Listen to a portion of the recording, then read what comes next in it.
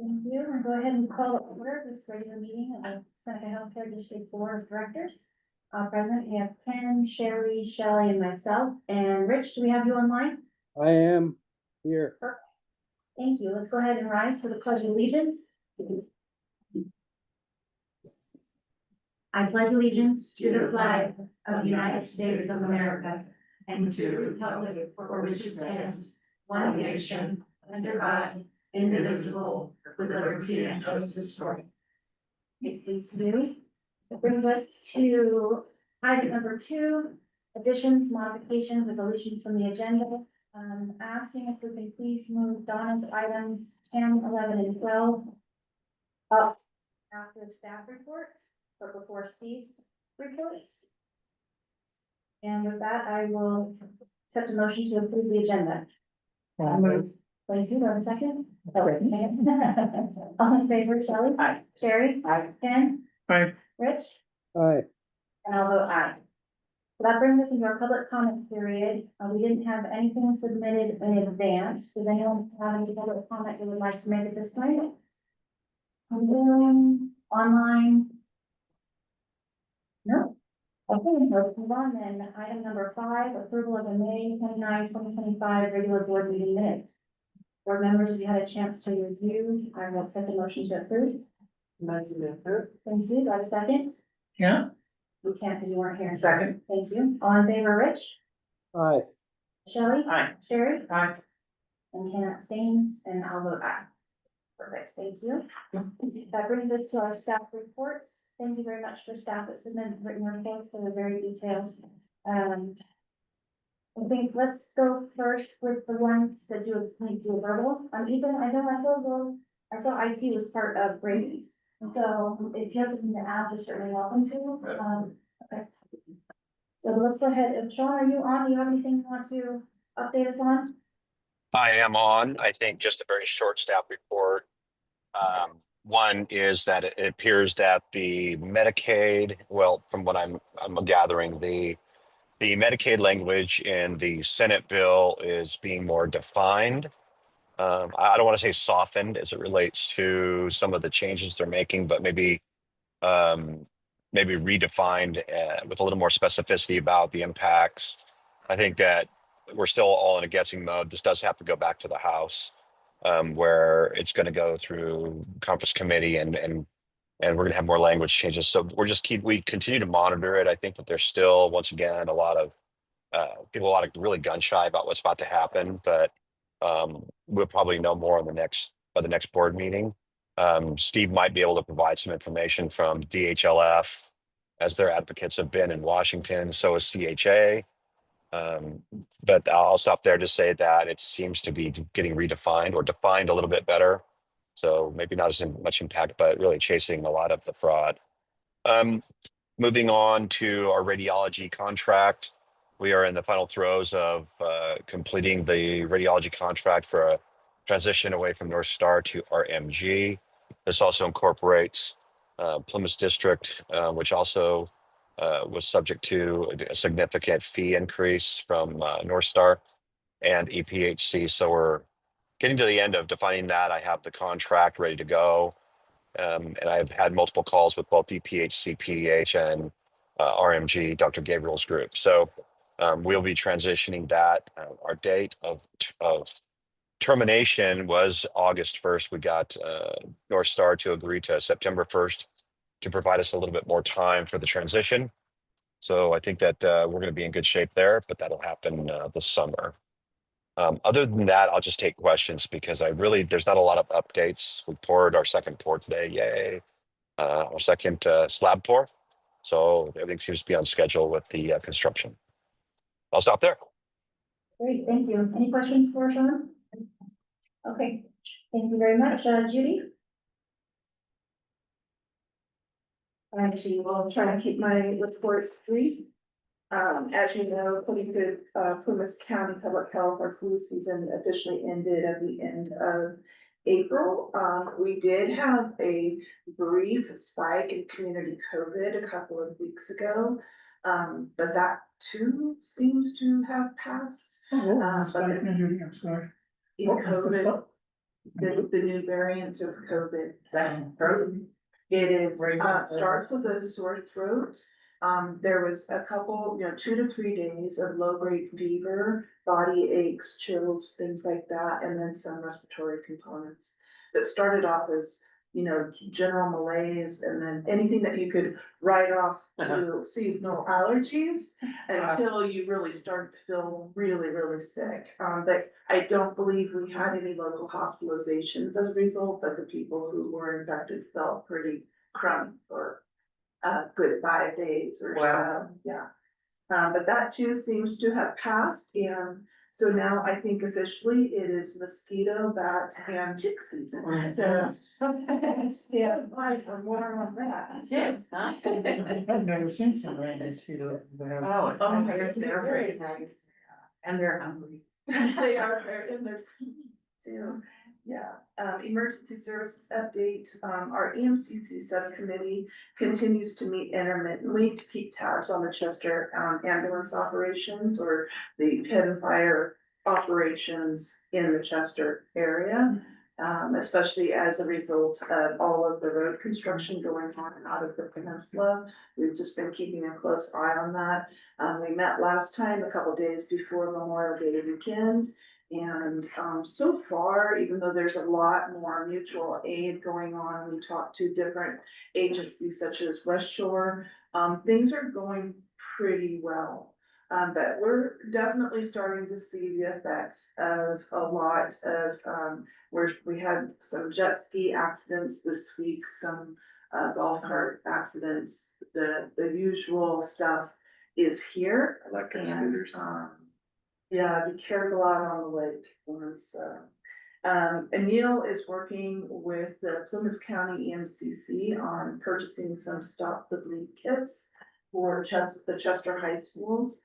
And, in preparation for us doing, an event with them at the local high schools coming this fall. And then finally, regarding emergency services, we've definitely seen an uptick in violent outbursts directed towards our staff, mostly in the emergency room. And so we continually with Linda are reviewing our lockdown procedures. There is a lag in our security cameras. We can't always rely on that, because 15 seconds can be a long time. And we're looking at probably bringing in some sort of stress debriefing, diffusing, education, especially for the ER and registration staff. Just because, people seem to think that they can come in and verbally and physically abuse our staff and we won't tolerate it. Really, related to that, how's the emergency response been given all the road construction and the road work and? That's where a lot of that mutual aid is coming in handy. So like the West Shore gave a report earlier this week at our board meeting. And their calls are definitely way up and their calls are for the most part coming into Chester. So, but at least they can provide that initial, basic life support response while they're waiting for the crews to come from other areas. Are you given any timeline for when this will be over? The road construction, the work, when, If you look at the project info online on Caltrans, it was like the whole summer for that part. Rumor well was the fourth. Peninsula Fire has, they are staffing in what they call a quick response vehicle in the CPUD quarters. So a paramedic will be responding, even though they may not be transported. Well, and they are, if the ambulance goes through, they are stopping traffic wherever they're at and going to that. They are doing that. Okay, good. well, given some of the report, I'm curious about law enforcement response times. We have actually been very fortunate recently when we have called for assistance especially when we've had this violence against our staff. They have been right Yeah, here they as showed quickly as possible and they are prosecuting So if a staff member wants to press charges, they are in support of that and they have hauled some people off to jail on our behalf. Are they stationing somewhere here locally, or are they coming from? Might be luck of the draw. Yeah, I I know, really don't yeah. know. Sheriff thing? To the hospital, I don't know that.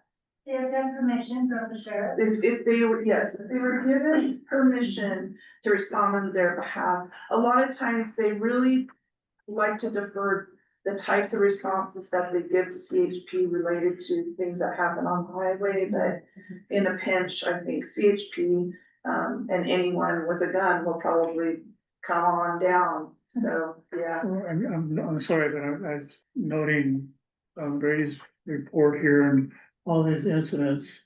And it raised two questions. One was, for me, was law enforcement response times or emergency response times. And also on a few of these, seems to me, Plymouth County Behavioral Health would have a role here, and what kind of response we're getting from them. Yeah, they started that, probably about 2-3 months ago. Their virtual, yeah, telehealth function, so they don't send, crisis. They have Yeah. never sent a crisis worker. So, but, For as long as I've been here, a crisis worker has not stepped foot on our campus. So they do It's have- always been virtual. yeah, so. And now we do have a new contract as of last year with the telehealth provider to being actual telepsychiatrists instead of us trying to get a county crisis worker on the line where the wait could be 12 to 18 hours. With the telepsychiatrist, the response has been very good, actually. But to have a behavioral health worker or a crisis mobile unit, no, we're not seeing that happen yet in this county. And part of the thing that Judy was talking about is the training for the staff is if you encounter a person in a mental health crisis or not, because sometimes it's hard to delineate, is what do you do? So there's different types of diffusion training, if I'm saying that right. So you know how to approach them and stuff like that. And so that's part of Linda's, so when it's coming an incident report, she has to have an action plan, and Shannon and Judy and everybody getting together to do what we can do to minimize that. I guess I'd suggest it'd be nice to, I'm not optimistic about this, to have some of their crisis response workers coming here and being here to de-escalate the situation so medical staff could go back about their business. Yeah, that would be really good. Even at Inlow, it was hard to get the county, to come, and support that, so. But we can always ask and see what their staffing is and maybe things have changed. Just out of curiosity, do you differentiate between somebody that presents with what I would call a true mental breakdown as opposed to somebody on alcohol or drugs and/or drugs? Well, a lot of times there is a definite combination going on there, and so in order for us to have them actually cleared by telepsychiatry or county or whoever, is that they have to be interviewable. And so they don't necessarily have to be completely sober, but they have to be able to engage in a conversation and be mentally there. They were trying to get us to go as a county all the way down to say a blood alcohol level of 0, which some people don't ever live with. Period, So that's not, we don't want to send everyone into DTs before we clear them to go to a psychiatric facility, but yeah, so that is part of the medical screening that our physicians have to do. Is they're checking urine toxicology, they're checking blood alcohol, they're checking their Tylenol levels, et cetera, to make sure there's some other medical thing that needs to be done in order to make them interviewable, to make sure that this is purely more of a psychiatric, this is a acute psychiatric. That person called up to jail.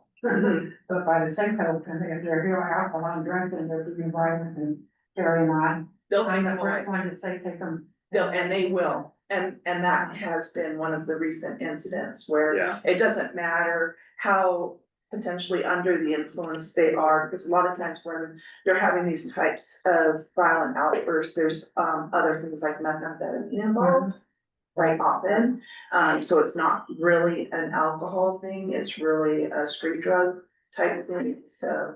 But I feel that law enforcement has been quite supportive of our staff, yes. Let's see, moving on, our new critical access, we're still in the process of reconciling our medical equipment list, and Donna may be talking about this. We're also, since we have met all of our clinical departments have met with Steve's team on the budget cycle, we've identified potential equipment that may be coming up, and now we have to, figure out, well, what should be attributed to the budget allotted for the new hospital medical equipment list versus what needs to be capital equipment, and what will be the process moving forward on that. And so, you guys are well aware of what happened in the laboratory. We do have potential money to help support that equipment, maybe. Other capital equipment will include a new point of care, ABG or arterial blood gas analyzer that respiratory therapy use. And the reason for needing to do an early acquisition of that is that it actually becomes obsolete in December of 2026, and it's on a Windows 7 platform. So we're working with our IT team to see what that will look like. We will save a great deal of money on the peripherals that are currently involved in our current system, where we burn through these very expensive cartridges, mostly just to run our quality controls, because we don't do very many ABGs.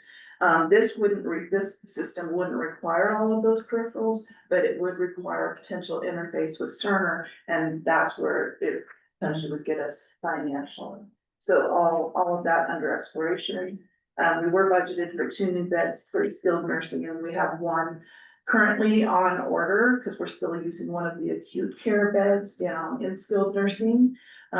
We ordered a bed late last year. It just arrived a couple weeks ago, so that was almost a 7-month turnaround. Wow. So as we move and we are realizing what's happening and, new equipment purchases, that's part of the game as well that we have to figure. We can't open a new hospital and wait 7 months for beds to get here, so it's pretty complex. Nursing and other workforce concerns, you may be aware, but we had hired a physical therapist for our swing bed program. He was due to arrive in August, and suddenly last week, he changed his mind, even after doing some of his pre-employment activities here, so the search continues.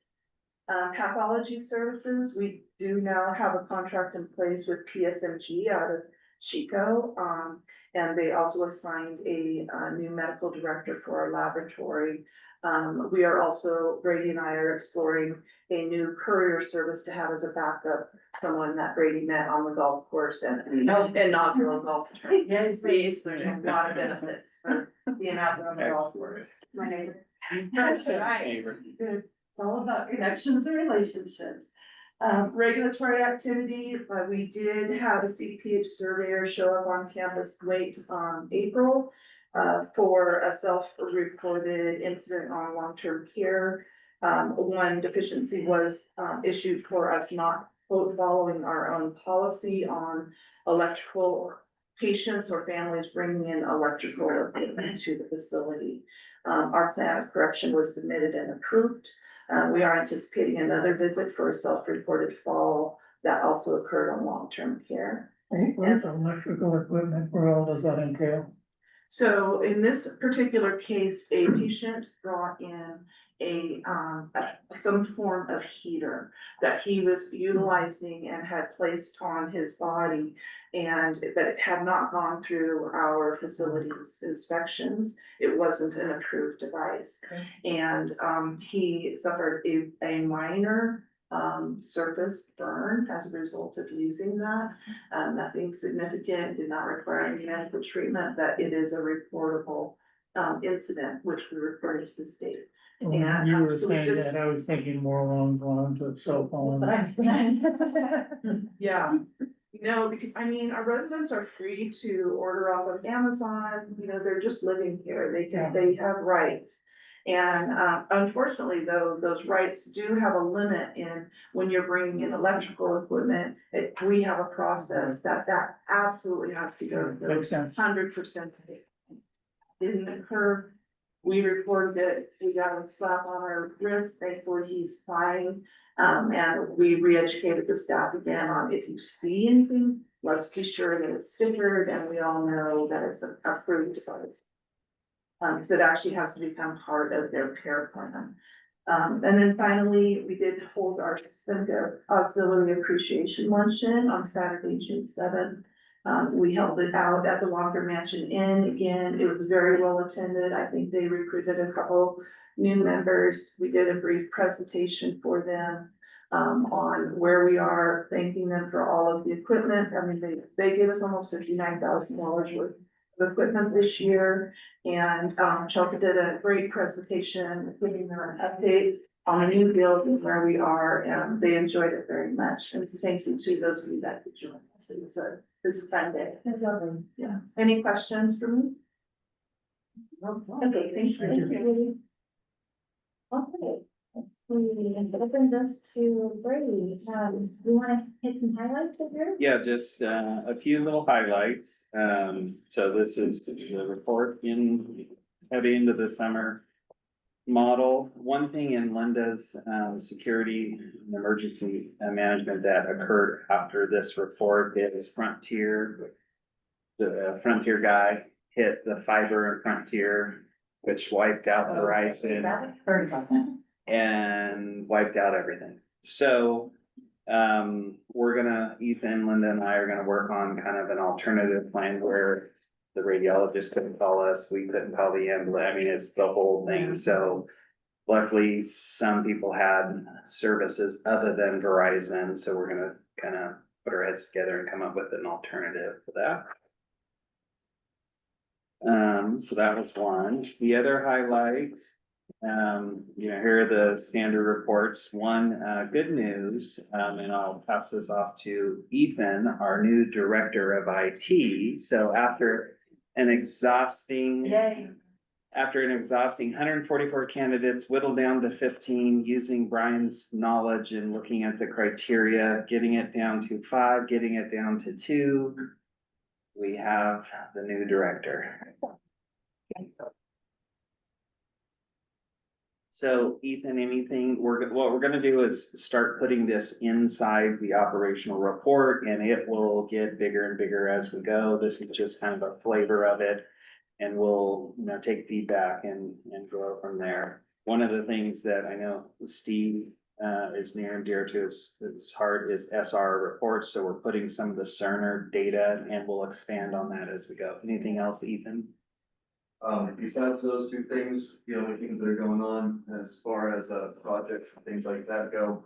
I'm sure we've touched on radiology, but with Butterfly, that is fully in effect. We're gonna be having our kickoff meeting, hopefully come in early in July and move on to training for internal use, early August, we hope, with Cerner codes and everything like that being built as Cerner can get them, and hopefully fully operational with that integration moving forward. And then all of the data points, and remember, these graphs are still kind of in draft form. So if you maybe email me, like them, don't like them, too much data, not enough data on that. But I'll keep them in there until, we kind of get some feedback. And then I think that is it. I have one Yes. overall, I love the graphs. There's a few of them where instead of saying primary care provider, it says physician. So I think we wanna make sure we also have Okay. a provider, because otherwise, Yep, community members in particular would get confused by that. yep, okay. Yeah. That was the Good only, one. only comment that I had from the audience. No? So do you want me to add those into our normal mix? I like them. You guys like them? Can we, be a Well, little more specific regarding the clinics? Versus A, B, C, D, E? You mean, well, the clinics are actually labeled that way, so I can put a key down here on Perfect. where they are. We were trying to keep this a little higher I level, so know. the names are not on it, Mhm. just because of the data, You can but still ask though. Yeah, Yeah. I think perhaps for the report, we can keep it this way, but we can okay. ask. and it goes in, I guess clockwise, starting with Heather's office, so A, B, C, specialty, D is Russo and Lori's, and the walk-in is E. So it goes that way, Okay, that's helpful. yeah, Thanks, Brady. yeah, You know it well. yeah. I'm glad it goes this way. Any other questions for Brady? Thank you, Brady. Okay, so let's see. Shelley, do you have anything you want to add to about your report? I'll go real quick. We still are looking for LVN CNAs. We did offer one CNA a position. She starts on July first. We offered one today and she's considering it, so a little momentum on CNAs. HIM and admissions, we have a couple openings there that we're working on. Other than that, physician recruitment is in full force. We're on both sites now, Practice Link and Doc Cafe. We did get one application through Doc Cafe, so it's kind of working. It looks like a lot of people are opening them. Yeah, I'm sending a lot of emails. Open rate is around 50%. Actually. Not bad. We have some that have opened in multiple times, so I'm sending follow-up emails. So trying our best effort there. I also submitted an application for the National Health Service Corps to become a site. Yeah, so what does that entail? So that, if we get it, we will be able to, get loan repayments through them. So anybody that is part of their network will want to work for a site that is approved. So the repayment through that program comes through that program? Okay. And is there any overhead that we have to do? No, it's all just, they want you to be a part of it. It's recruitment efforts. They have a whole, network of physicians that when they get out of school, they want to go to that site so they can get their loans repaid. Fabulous. Yeah. So hopefully that goes through. Other than that, we have quite a few people in the onboarding process, so got some people coming on board and everything else is going good. Any questions? Thank you, Sharon. Any other questions? No, Anybody else? thank Sorry. So I like to take this spotlight. All right, Chelsea, any additional you'd like to highlight? Not unless you guys have any questions. Everything's pretty much just moving along. There's lots of different little events coming up. The only thing that I did want board members to know is that we're keeping the July 11th information station. We're gonna cancel the August and September because we're gonna do the See Your Money at Work events again those months. And so we don't want there to be too many little events that are going on. So, just so you guys know, Take them off that phone. yeah, we've already started to put that out, to take them out of like community calendars and stuff like that, so that people don't get confused.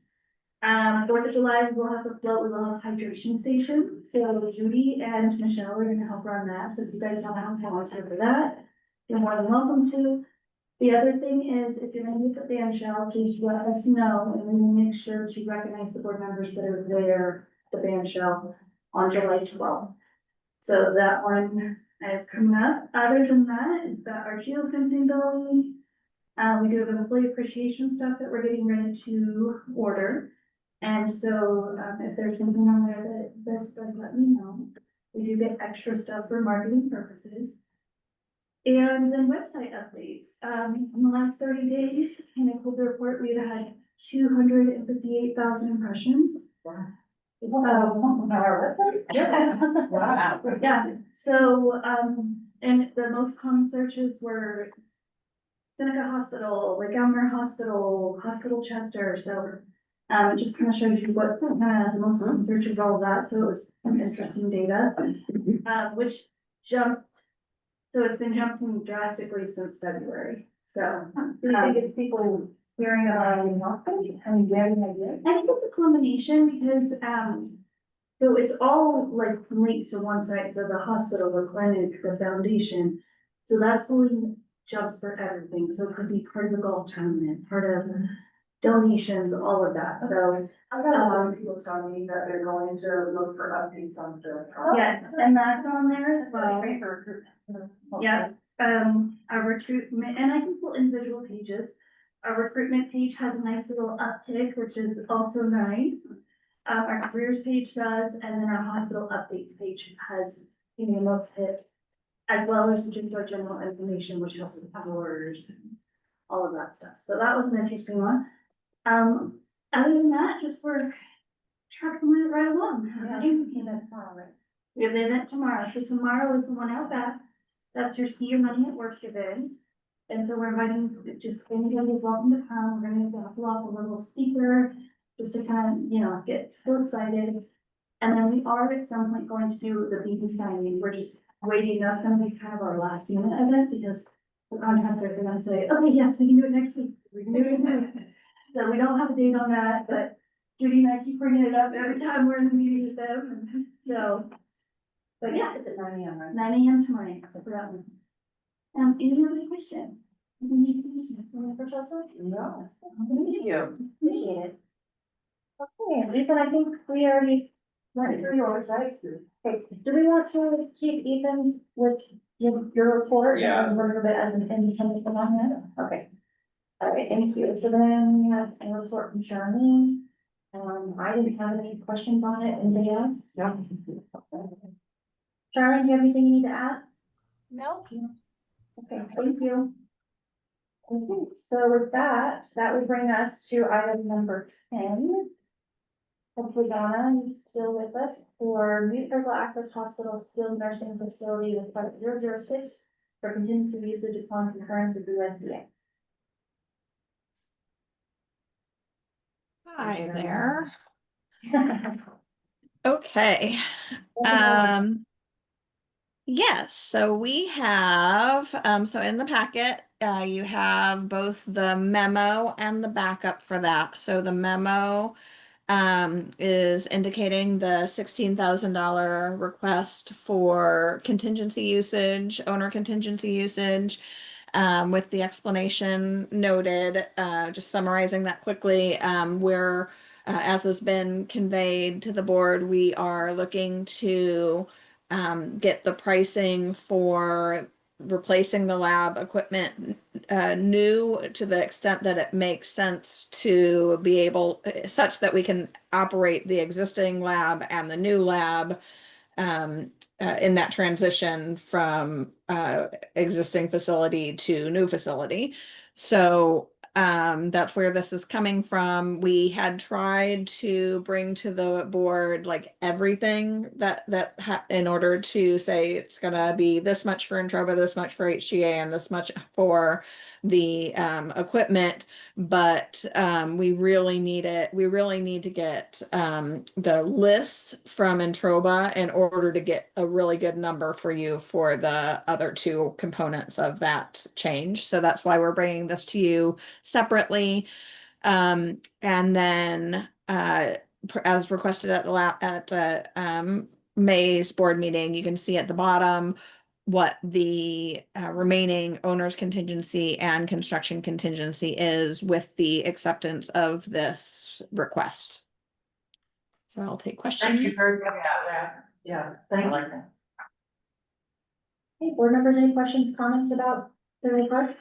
Just a question that was raised earlier, the concern about timely delivery of the new equipment. How much of a challenge is that gonna present for us? I don't know that anybody knows the answer to that.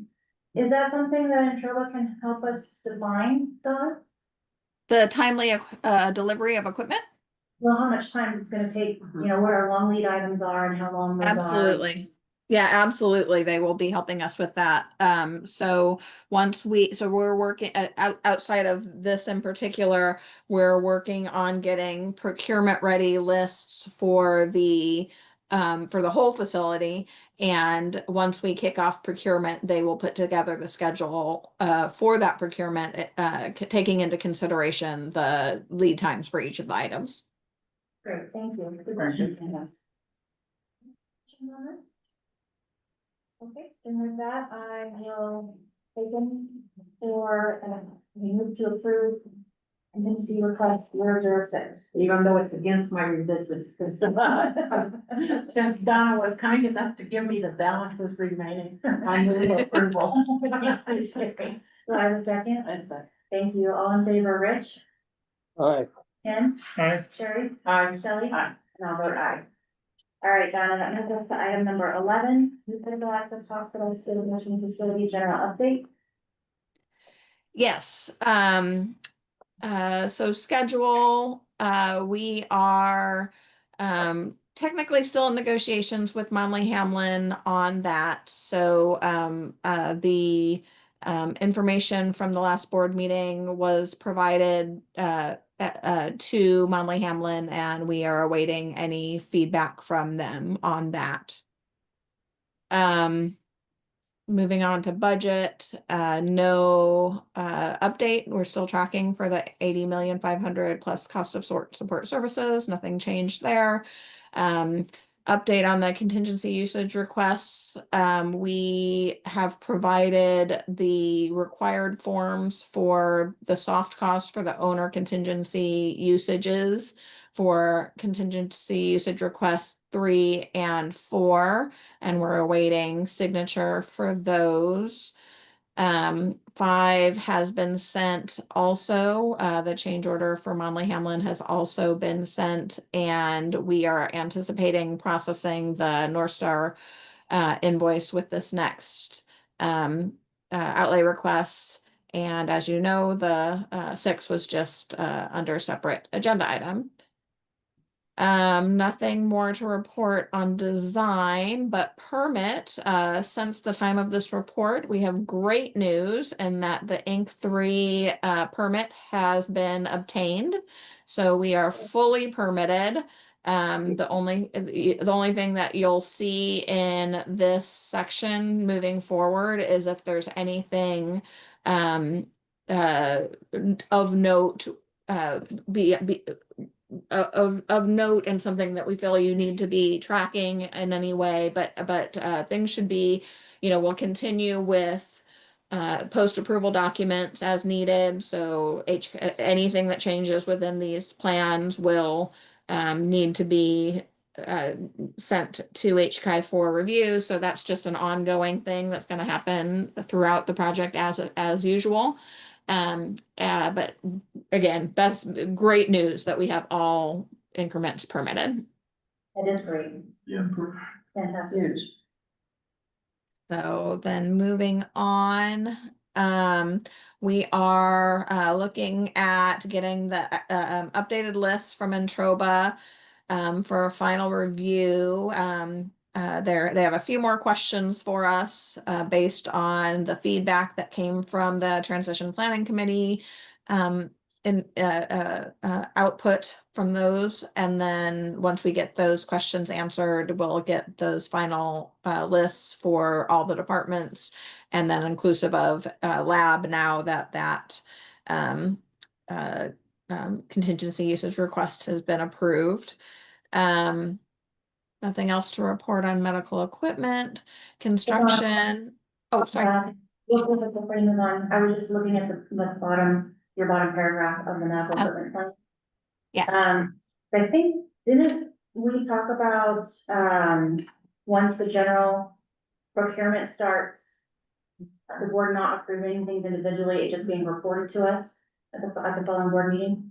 Right, that's correct. Once we get the final lists, we can report back to the board what that final budget line item is, so we can reconcile that if need be. And then, yes, exactly. I'm hoping that we can get approval from the board for that bottom line so that we can proceed with procurement for each of those items without coming back each time. Okay, that makes Does that make sense. So sense? then, yeah, so I think that makes perfect sense. We'll approve the budget and then at that point moving forward, then, procure as needed as per what we budgeted for. Yeah. Yeah. Yep. Great, thank you. Perfect. Perfect. Okay, and then on construction, as Sean reported, the second slab pour happened today. They're moving along nicely. We had a meeting today about steel delivery, so we will see the first steel delivered to site the week of July 7th. And then it's going to move quickly vertically from there, so that will be very exciting. And nothing new to report on support services building, still proceeding with this plan as indicated. Yeah, so I think that's it on construction. And then outlay requests 9. So that was resubmitted. It was resubmitted on Friday with the request to rescind from the contractor to rescind their pay app within it.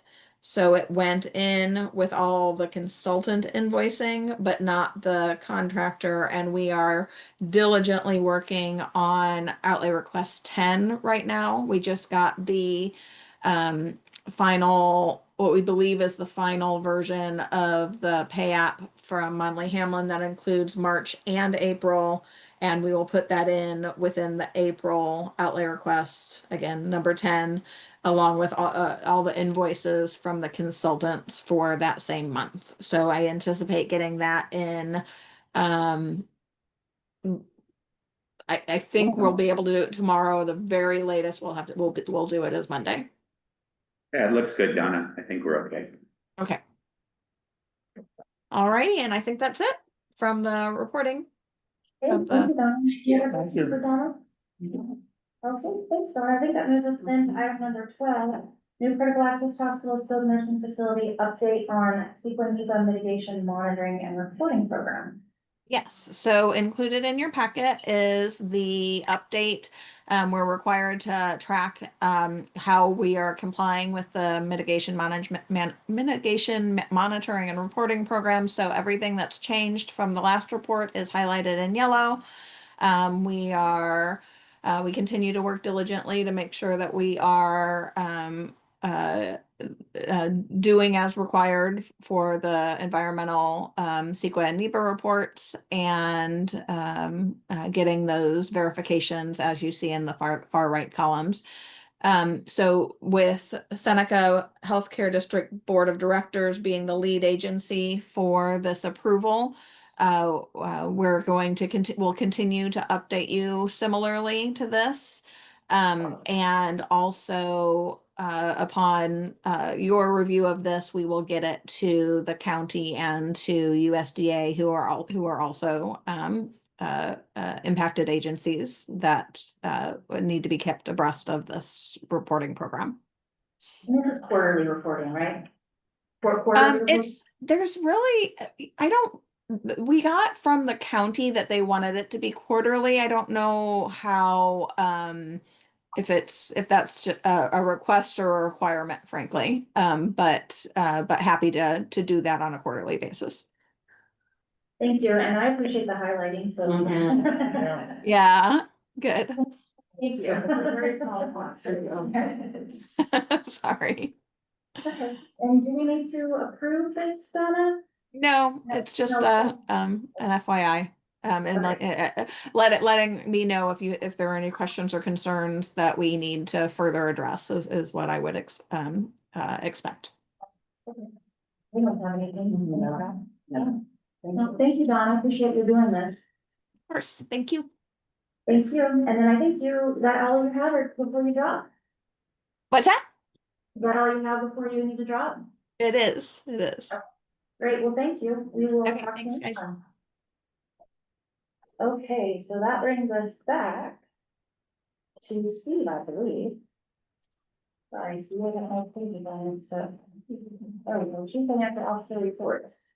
You wanna do the April first, or do you wanna? You tell me what you want to do with April, since the materials did not go out in advance. I think you can verbally highlight it.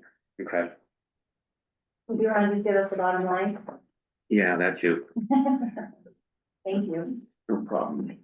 So the materials did get to everybody. Oh, there we go, look at that. Thank you, Deborah.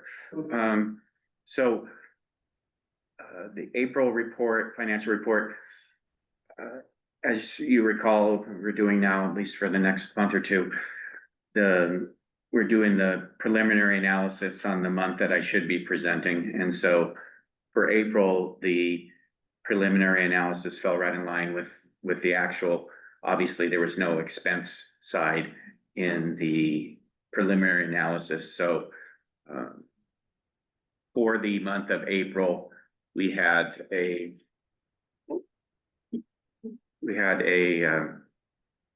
net income of $273,398 versus a budgeted net income of $103,906. And as I presented in my preliminary analysis, the revenue was right in line, gross and net. The actual expenses came in just a little bit above budget, 53,000 above budget. Where we made our positive variance to budget was in the supplemental payments. Two things happened is we received our QIP payment for the fiscal year, and it was the amount that we received was greater than the amount we had budgeted for. And we also received an additional payment from Anthem for rate range of just over $129,000. That was them settling their books for the rate range program as they will be involved. That was their last year. As you know, we've gone to partnership now for calendar 24 forward. And that rate range payment from Anthem did not require an IGT payment. So that was quote unquote free money. And so that's really it for the month. Let's see, the days cash on hand just had a slight decrease because we made our last IGT payment of this fiscal year back in April for the HQAF. And that was, as I mentioned in here, was somewhat offset. That and the loss were somewhat offset by the receipt of the QIP and rate range supplemental payments. Great. That's really it. Any questions for April? Okay, with that, I will accept the motion to accept the financial statements for April. So moved. Second, okay, thank you. All in favor, Rich? Second. Rich, you moved and Sherry seconded. I'm asking for your vote, please. Shelley? Aye. There we Ken? go. Aye. Sherry? Aye. Rich? Aye. And I'll vote aye, thank you. Okay, let's go ahead and move on to our May preliminary analysis. Right.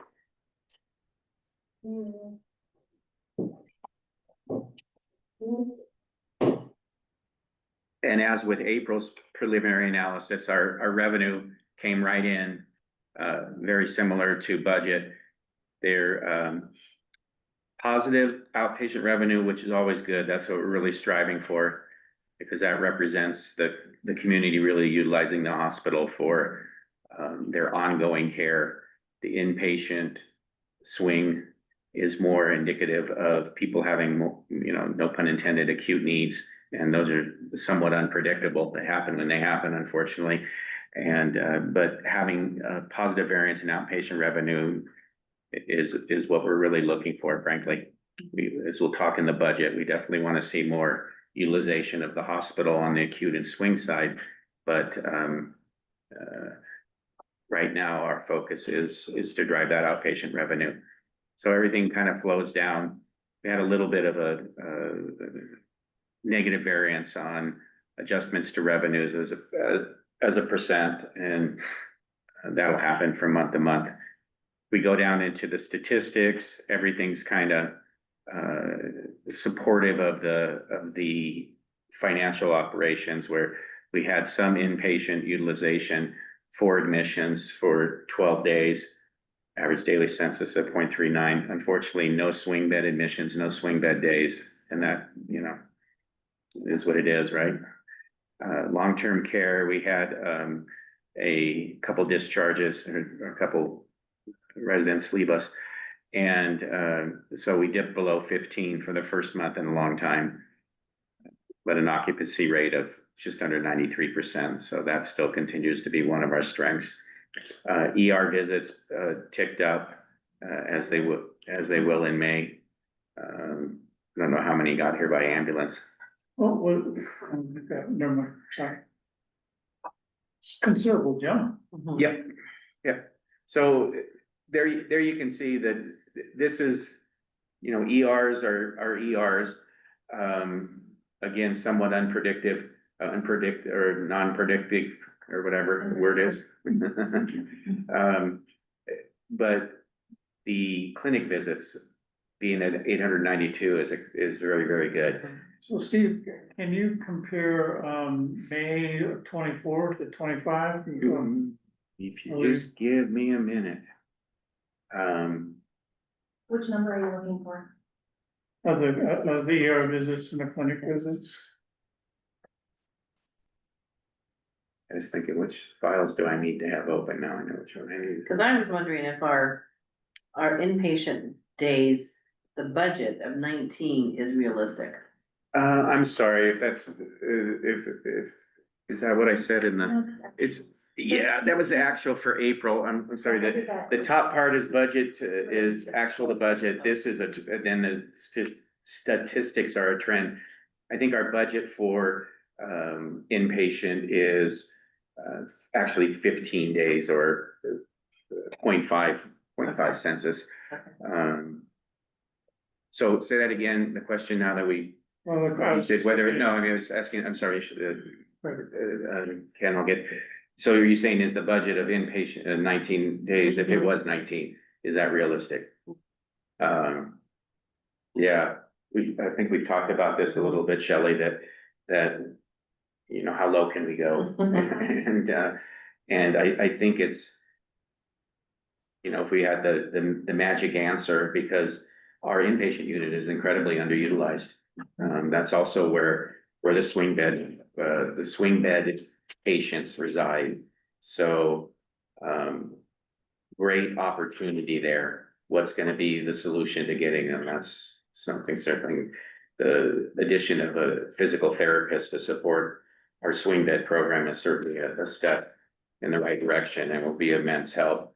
As far as the inpatient, it's really about the type of patients that we see, and having physicians that are willing and able to follow those patients during their stay. So We do, Ms. Brady, Sheldon and I have a meeting coming up about kind of the strategy behind increasing inpatient utilization.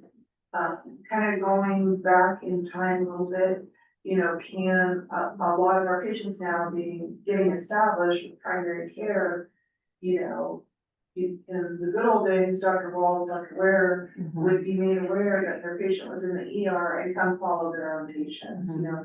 Can we get back to that historic model as one potential solution? Because we do believe there are ER physicians that won't do that because they simply do not want to follow the patients in rounding, et cetera, because they're not used to doing that in a traditional emergency medicine model right now. So I don't know if you want to add. Yeah, that. I mean, the thing, when you're looking at your physician enterprise, your design, you know, ER doctors are more inclined, and we've had doctors go from ER to urgent care because that's of similar nature. And then when it comes to primary care, hospitalists, and that's where the hospitalists came from way back when. So we're kind of looking at that model. We have a couple providers that are indicating that type of model, so we have a meeting to talk about that design. So maybe that's the design going forward. Okay, so Ken, to your question, believe it or not, in May of 24, there were 261 ER visits, so. Go figure. Very strong clinic month, though. We had 1,000, Yeah, we had 1,000 clinic visits, which is weird because when we go to June of 24, it dropped down to 829, and that's 30 days, but July of 24, 31 days, 971. So May was quite the, I don't know what was going on last May here. And we saw this May, the last 2 weeks of May, just, I mean, it Shut it up. released the flood. Everybody went out. School's out. Yeah. Trouble. Yeah. That's possible because we had the late snow melt or whatever last year. That's And we had the park fire. Mhm. So the park fire started I was thinking it was a fire. July, the end of July. I remember Rich saying, is this gonna have an effect on it? And I think it did slow down the town. Yeah, after. June, July. We pulled up last year's. Where'd you find that, whoever did that? It's in our minutes from last year. Oh, okay. Thank you. I spoke correctly, yeah, 261, 1,000, right, okay. Bum, bum, bum, bum. So, accounts receivable. Oh, sorry, can we go back to the preliminary data? Yeah, perfect, thanks. So accounts receivable and cash, accounts receivable clicked up a little bit, but so did our revenue, and cash did go up. Again, we had the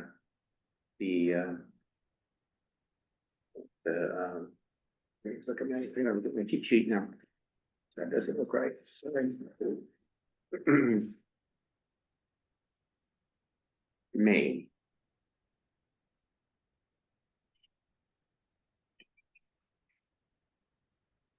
Okay, I think got a bad number in there.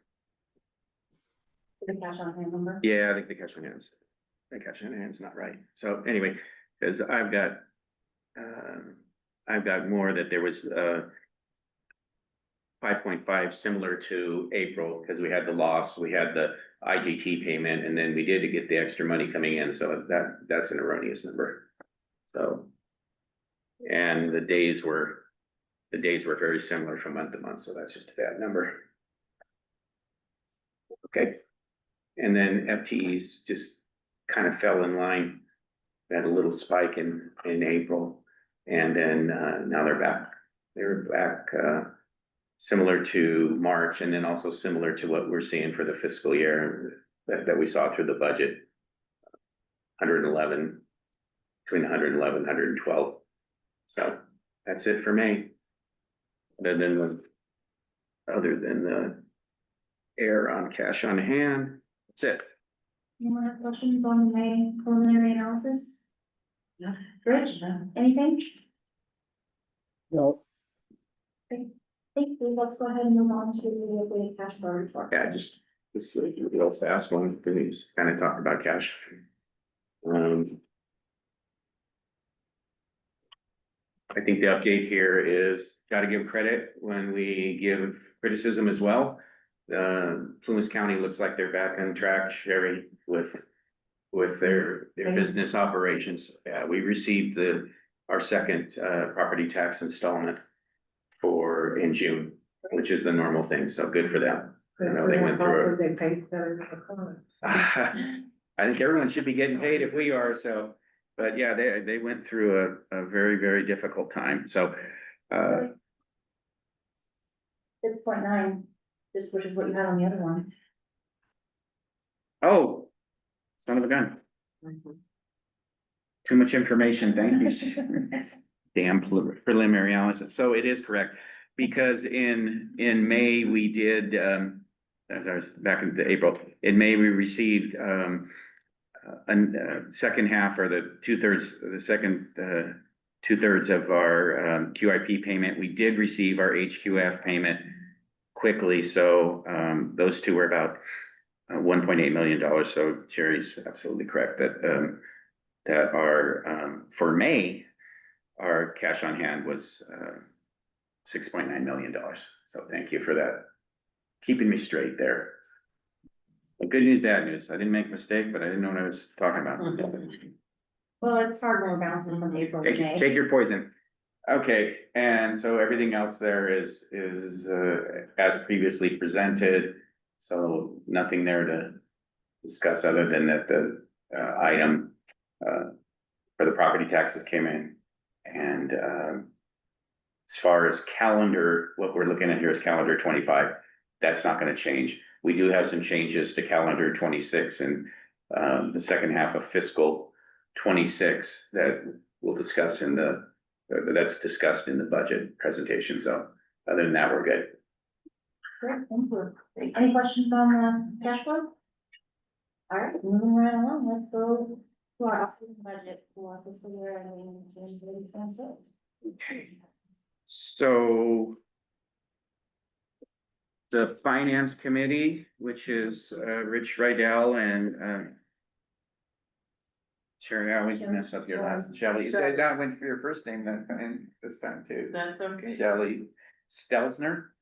Okay, got that one. Very good. It's right for me. Shelley and Rich, we met and went over in the budget in detail. Do you guys want to talk to the rest of the board for you as far as your observations, or do you want me to just, I'm not gonna go through this thing, thank goodness, in detail, but, I mean, just give the highlights of it. okay. I mean, the slides are very, I think, self-explanatory. You did a good job with Okay. that. All right. So Ethan, let's, and slides 2 through 10, 11, 12, 13, 14. Through 14 are the historical information, just to give you guys a look at the trend. We did talk briefly about maybe graphs would be, line graphs would be more visually impactful to see it. I mean, you can still read numbers, but just all the information there. Really, the takeaway on this is that what makes us go is revenue, and I know it's an obvious statement, but it really is a true statement. Our expenses are increasing. There's just no way around it. Was it 70% of our expense is labor, and there's no way that we can't try and give our employees something extra in the form of increases, and we certainly can't cut staff, at least not at this point. And we have what's called step increases, where people on their anniversary, so month and day, they get a 4% increase. Fortunately, not that, again, we don't want our employees to get increases, but fortunately, a high majority of our employees have hit the highest step, and so, or many of them have hit the highest step, so that one doesn't hit us significantly. But we're in the last year, 2026-25 calendar is the last year of our union agreement with the organization that was providing for 3% annual increases, and that was just a COLA type increase. So administrative team will be doing the negotiation on the new contract, and I put a number in there just for the budget purposes. But again, those costs are rising, other costs are rising, and we have to have both our revenue keep up with that and exceed it for us to get to our goal. Because when we move into the new hospital, we're gonna have significant debt service on that we don't currently have, or more debt service, I should say. We have some now. The additional long-term care beds going from 16 to 26 is gonna be a big help with that. That's gonna be infinitely helpful. And that's kind of what made our projection work, but, otherwise we need to find revenue everywhere possible. So Ethan, let's look at slide number 16. Well, and this is just the summary of the budget. And Ethan, I'm gonna have you jump back and forth. Can we pull up the PDF? That one, item 7A, 4B. Yeah. So this will give you so if you can choose. Okay, perfect. So the first column on the left is our budget for this current fiscal year, which ends next Monday. And then the next two columns are actual.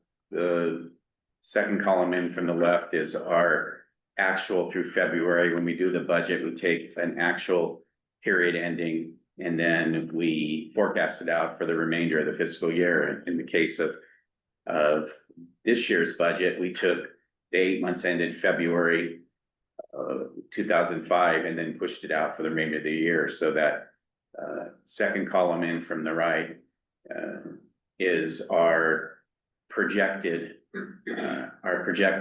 financial results for this fiscal year. And you can just see now Ethan, I'm gonna see if we can just squeeze, maybe hit one time the minus on the reduction, and then see if you can just squeeze that bottom line in and keep, no, perfect, thank you. Okay, so you can see here, the second in from the right is our projection. We're projecting a net income loss bottom line of $4.8 million. This is before the intergovernmental transfers. And right now we're projecting a $5,266,000 profit for this year. Combination is increased revenue, some increased supplemental payments, and then increased expenses as well. So if you go, Ethan, just scroll down a little bit. And right there. So net income less IGT. There's a story for the supplemental payment programs this year that I can go over. But basically, we're looking at that we're going to be very, very similar bottom line to fiscal 25 versus what we're projecting for 26. So with that comparison to both the budget on the far left, the actual second in from the right, and then the budget for 26, those are the relationships. So Ethan, any questions about that? I have a quick one. Will you please remind us what the annual debt service will be on the new hospital approximately? Approximately. And if you don't have that number right now, that's It's fine. like $1.4 million from our pocket, because the GO notes will be covered by the tax. So what we have to cover is the certificates of participation. And I believe principal and interest is $1.5 million. So yeah, pretty tight, right? Yeah. Okay, so Ethan, go back to the previous stuff. So here's the actual budget. Net revenue, salaries and wages, other expenses. We continue to have a fairly significant operating loss, and the only way that's going away is that top number, net patient revenue. So then non-operating revenue, the non-operating revenue there is outside of the supplemental payments. So the property taxes, investment income, and donations, which really, when we budget, we limit it to the typical auxiliary donation, which this year was even higher. So we don't budget for either contributions from the foundation or contributions from the public. Supplemental payments, net of IGT, and then that's our bottom line. So is there a preference? Do we want to go into much detail on the revenue?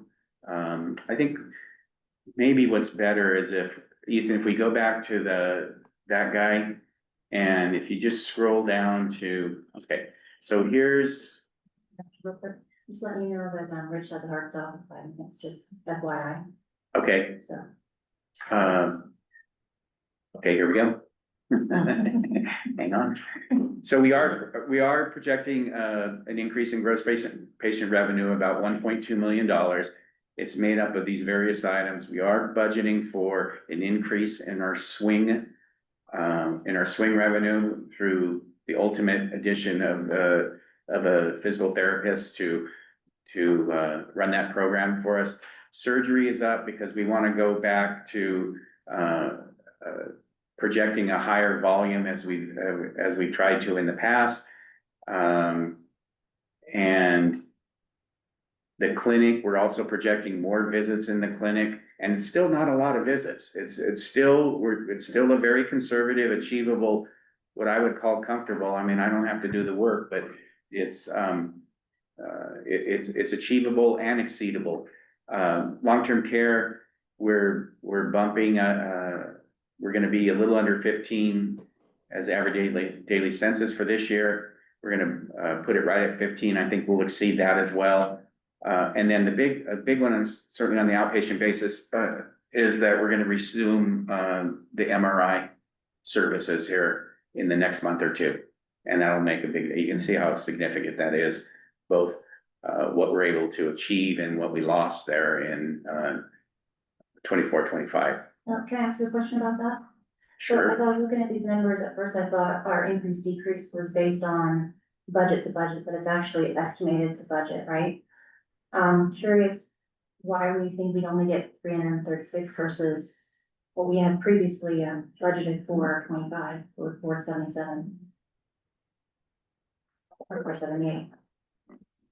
So what's this now, Jerry, that you said that why we're only gonna get 336? Yeah, I'm just curious where the number came from. It was based upon, I believe, 46 weeks of service.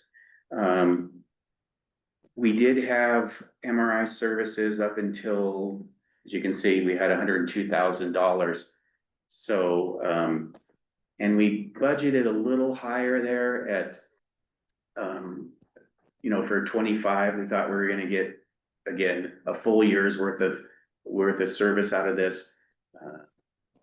And so we're having a little less this year than a full year with the 438. Got it, okay, not a full, I see, because we're not gonna be able to start day one, I got it. Well, and we had some weather days in there, we just kind of, based on our historical, Steve and I talked to come up with what would it look like. Okay, that's fine, thank you. Okay, our adjustments to revenue, even though go ahead, somebody. Even though our revenue went up, our adjustments to revenue are gonna come down a little bit. We think we're gonna have a higher reimbursement rate for Medicare for the whole year versus what we're running for this fiscal year. And if ultimately that comes down, it's because we're generating more revenue. So I think from a net basis, we're okay. Do you wanna go, Ethan, real quick?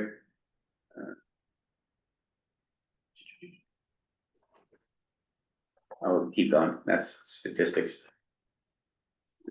Keep going. Oh, okay, is that labor? All right, yeah, thank you.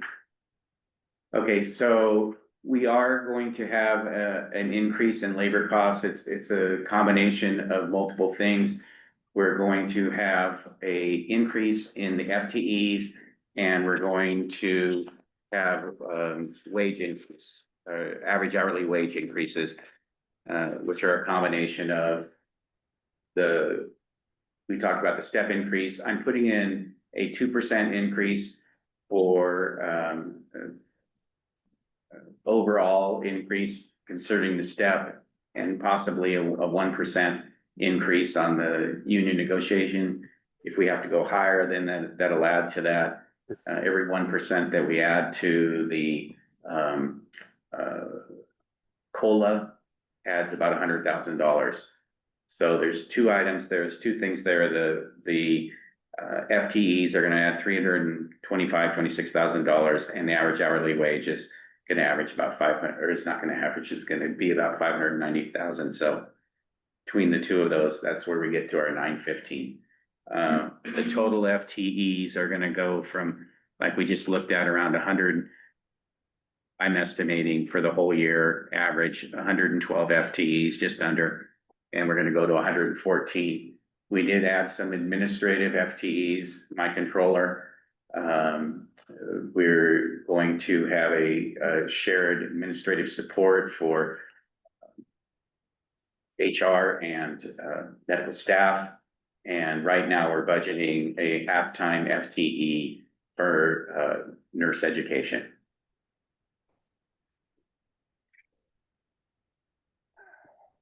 And since we only have Rich for 5 minutes, I couldn't possibly explain what's going on with the supplemental payments. Well, we could approve the budget and then you could explain that. Sure, that'd be Yes, great. I move to approve the budget. Thank you, Rich. Do I have a second? Second. Thank you, Shelley. All in favor, Rich? Aye. Jody? Aye. Sherry? Aye. Ken? Aye. And I'll vote aye. Okay. Thank you. Thanks, Rich. Thanks, Steve. Go ahead. Is there interest in time for a little more discussion? It's up to you guys, whatever you want. Okay. So now Ethan, I think we can go back to the, yep. I just want to hit a couple more things. I think we covered revenue, we've covered salaries and wages. So let's go down a couple slides, Ethan.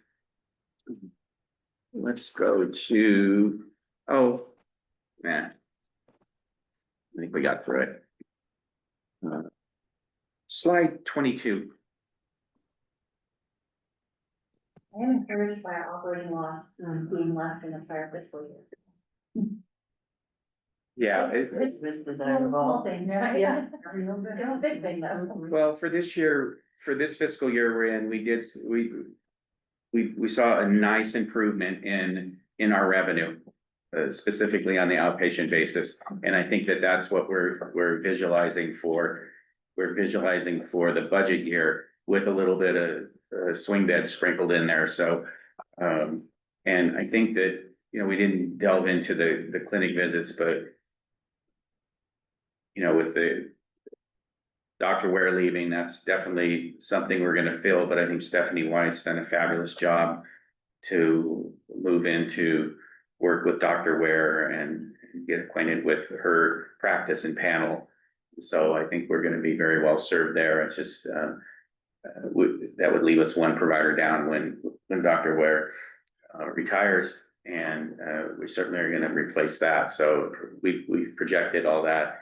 And again, we think that the projection we have for our providers is very, very achievable and definitely exceedable. Brady's done a lot to create the staffing. We've kind of moved things around where we have more MAs, medical assistants.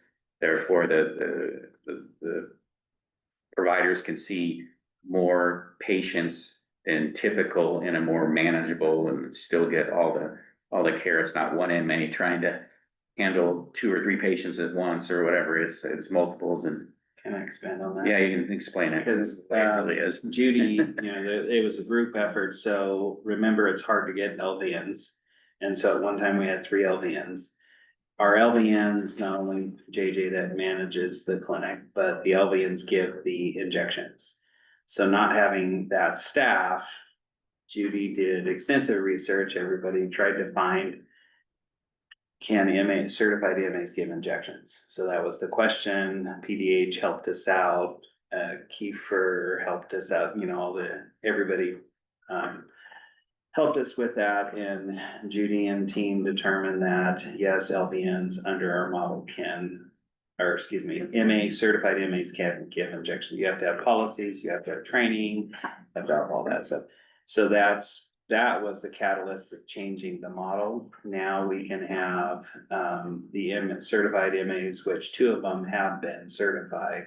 one is going to take the test. So we'll be able to, even though our FTE count is higher, the balance from the revenue is close to neutral in the staffing model.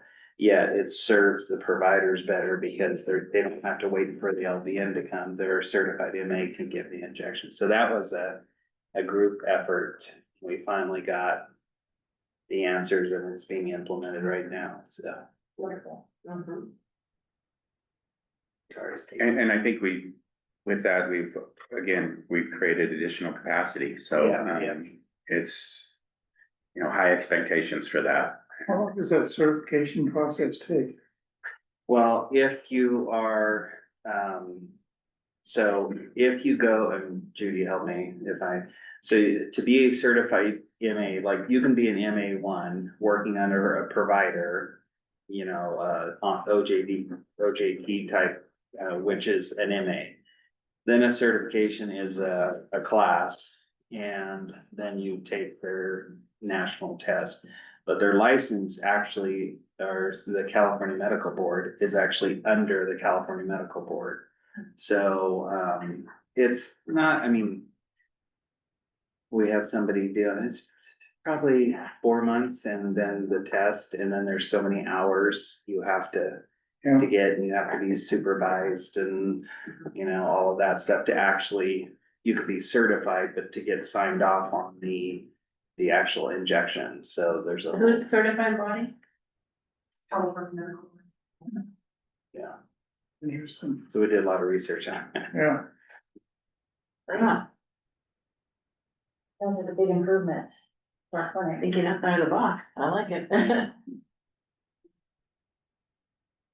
Okay, so these are the non-labor expenses or the variations within the budget. The pro fee medicals are actually going down. And the big thing is that we used locum providers last summer at a very high rate. And we kind of were at 2. So we're not using that, thank goodness, that model. It looks like we have what we need. We do have a physician here, Dr. Wattenberg, that's gonna help us out a little bit, but he's on a different contract basis and he'll just be here he has a contract for a year or whatever it is, but we're anticipating that just have him help us get it through the busy months. Is it just 2 days a week? Right now, he is, 2 days a week, but when our provider that's out on medical leave comes back, then he is less than that if one provider's out for 2 weeks.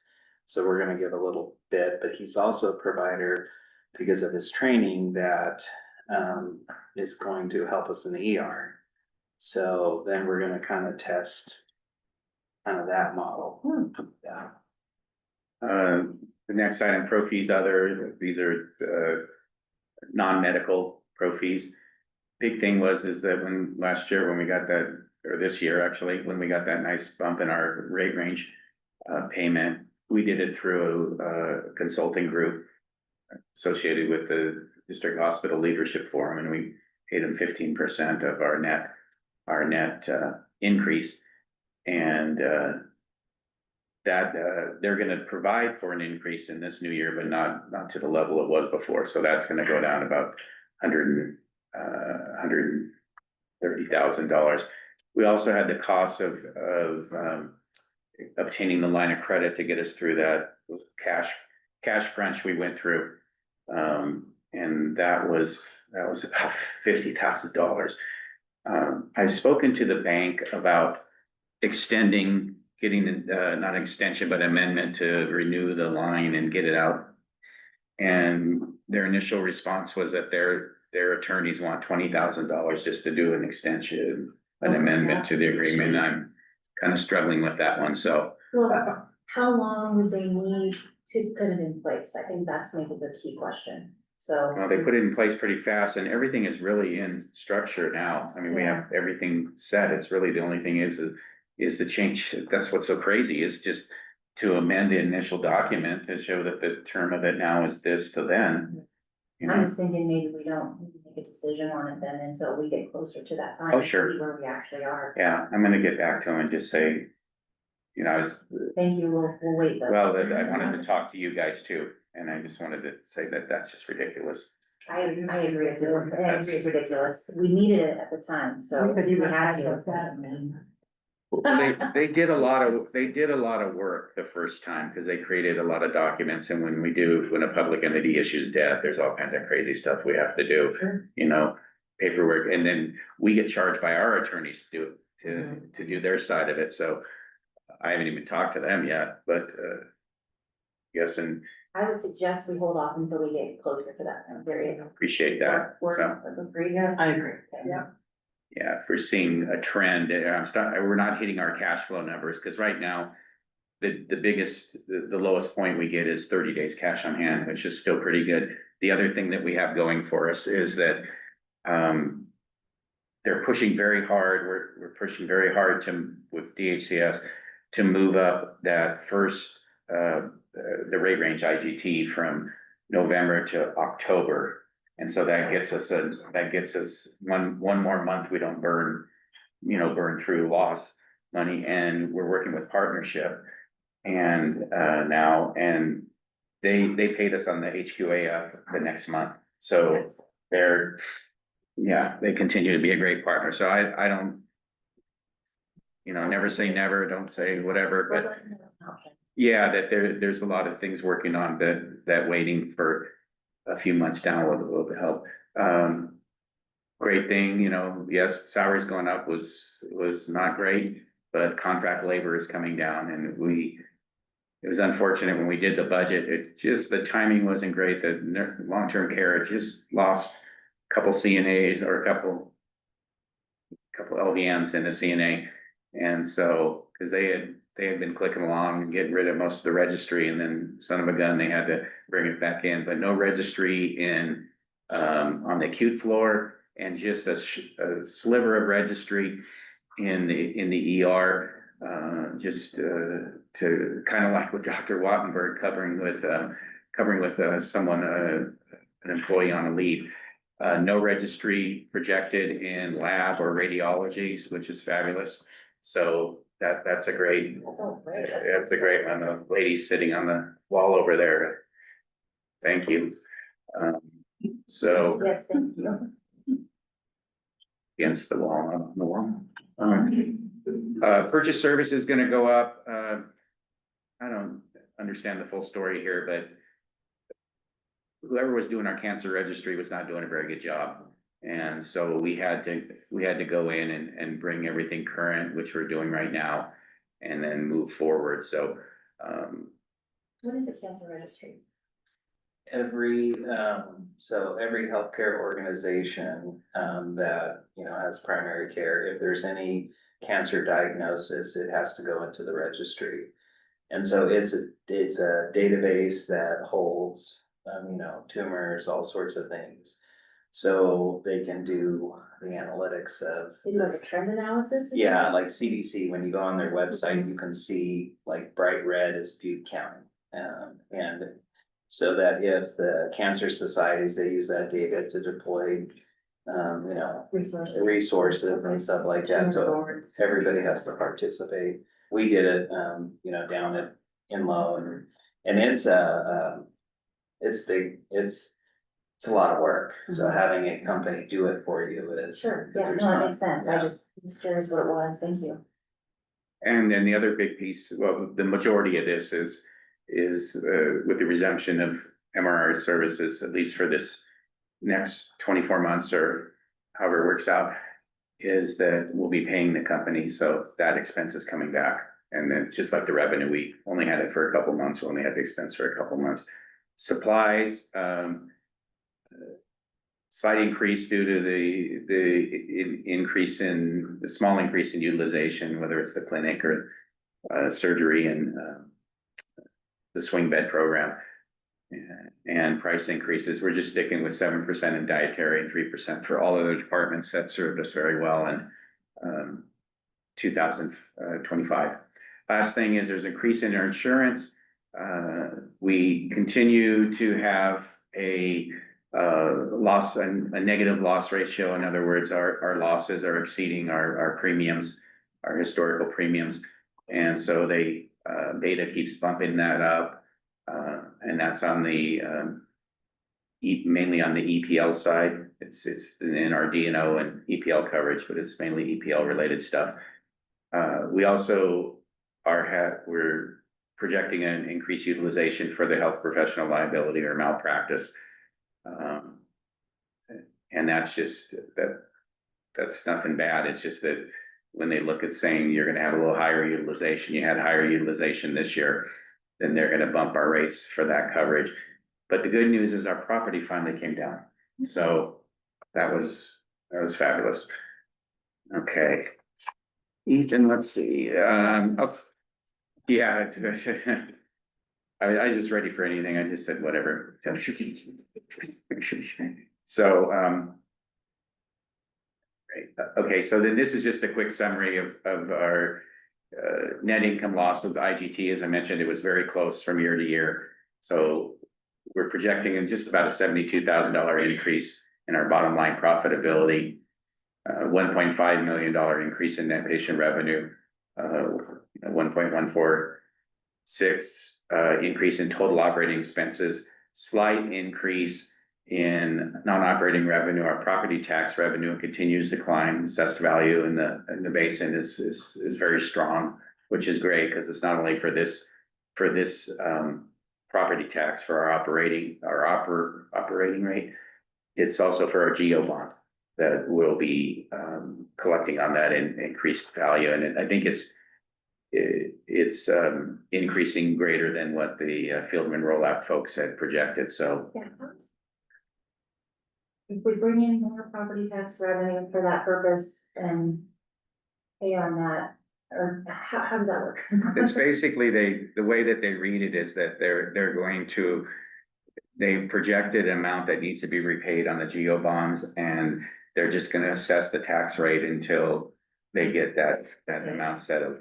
Okay. And I think there's a So it might max. get settled sooner then. Yeah, Okay. and I believe said there's a max that we can assess it for 30 years, so I won't be here, so maybe not. Maybe I'll be in the back there, like Sean says, hanging out with Sean. And then the last one is the big one, is that there's actually gonna be a decrease in our net supplemental payment for the year, and that is what we receive versus what we have to pay out. There's two dynamics going on here. One is that, as it says here, there's a decrease, 336,000 rate range increase in the rate range payment, the net payment. That's what I was talking about, that organization is helped us get another increase through partnership, which is nice. Problem is that it appears that for all of these programs, for QIP, for QIP and rate range, that our federal matching amount is going down. It's not because of what's going on in Washington. It's because we were getting an additional amount related to COVID, if you can believe that still. So we used to get a higher matching from the Fed, and now we're having to pay the same amount for less money to come back to us. So these are estimates. The other thing is this HQAF DHDP. DHDP stands for District Hospital Directed Payment Program. And so this started in 2023. There was an error by the state in how they counted days. They left out nursing home days on a few hospitals, including Seneca. That's a big chunk of how we get our money. That's a big chunk of our utilization. And so what they did is the District Hospital Leadership Group worked with the state to move some HQAF and dollars around and get us whole. But in the process, what they did is they gave us a whole year's payment. And for this fiscal year, we were only supposed to get 6 months. The DHDP program, unlike Rate Range, which runs on a 12-month basis, runs on a 6-month basis, so we look at 6 months periods. So we received a full payment when we should have received only 6 months, and so now in this year, yeah, right.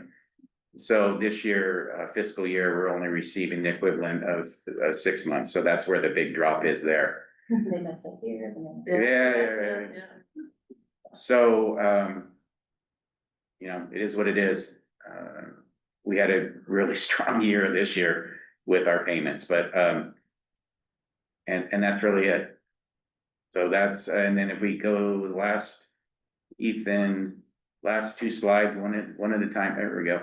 And so, trust me. So we're projecting that we'll have 6.95 million or so at the end of cash on hands. That it does include what we have to pay out in IGT, so it's, you know, it's not completely available. But within that 2-month period that we're used to seeing, it'll come back to us. We're at just under 114 days cash on hand. And if you move to the last slide, Ethan. So we'll start the new fiscal year Tuesday with the 6,000,009. We'll take our projected bottom line income of 2 million, add back depreciation as it's a non-cash expenditure. Then we have to back out what we're paying to fund the interest on the COPs right now. And that's gonna be for the fiscal year, a little over $1 million. Leaves us with a projected $8.3 million in June of 26, so $129. $129. 102. That was last December.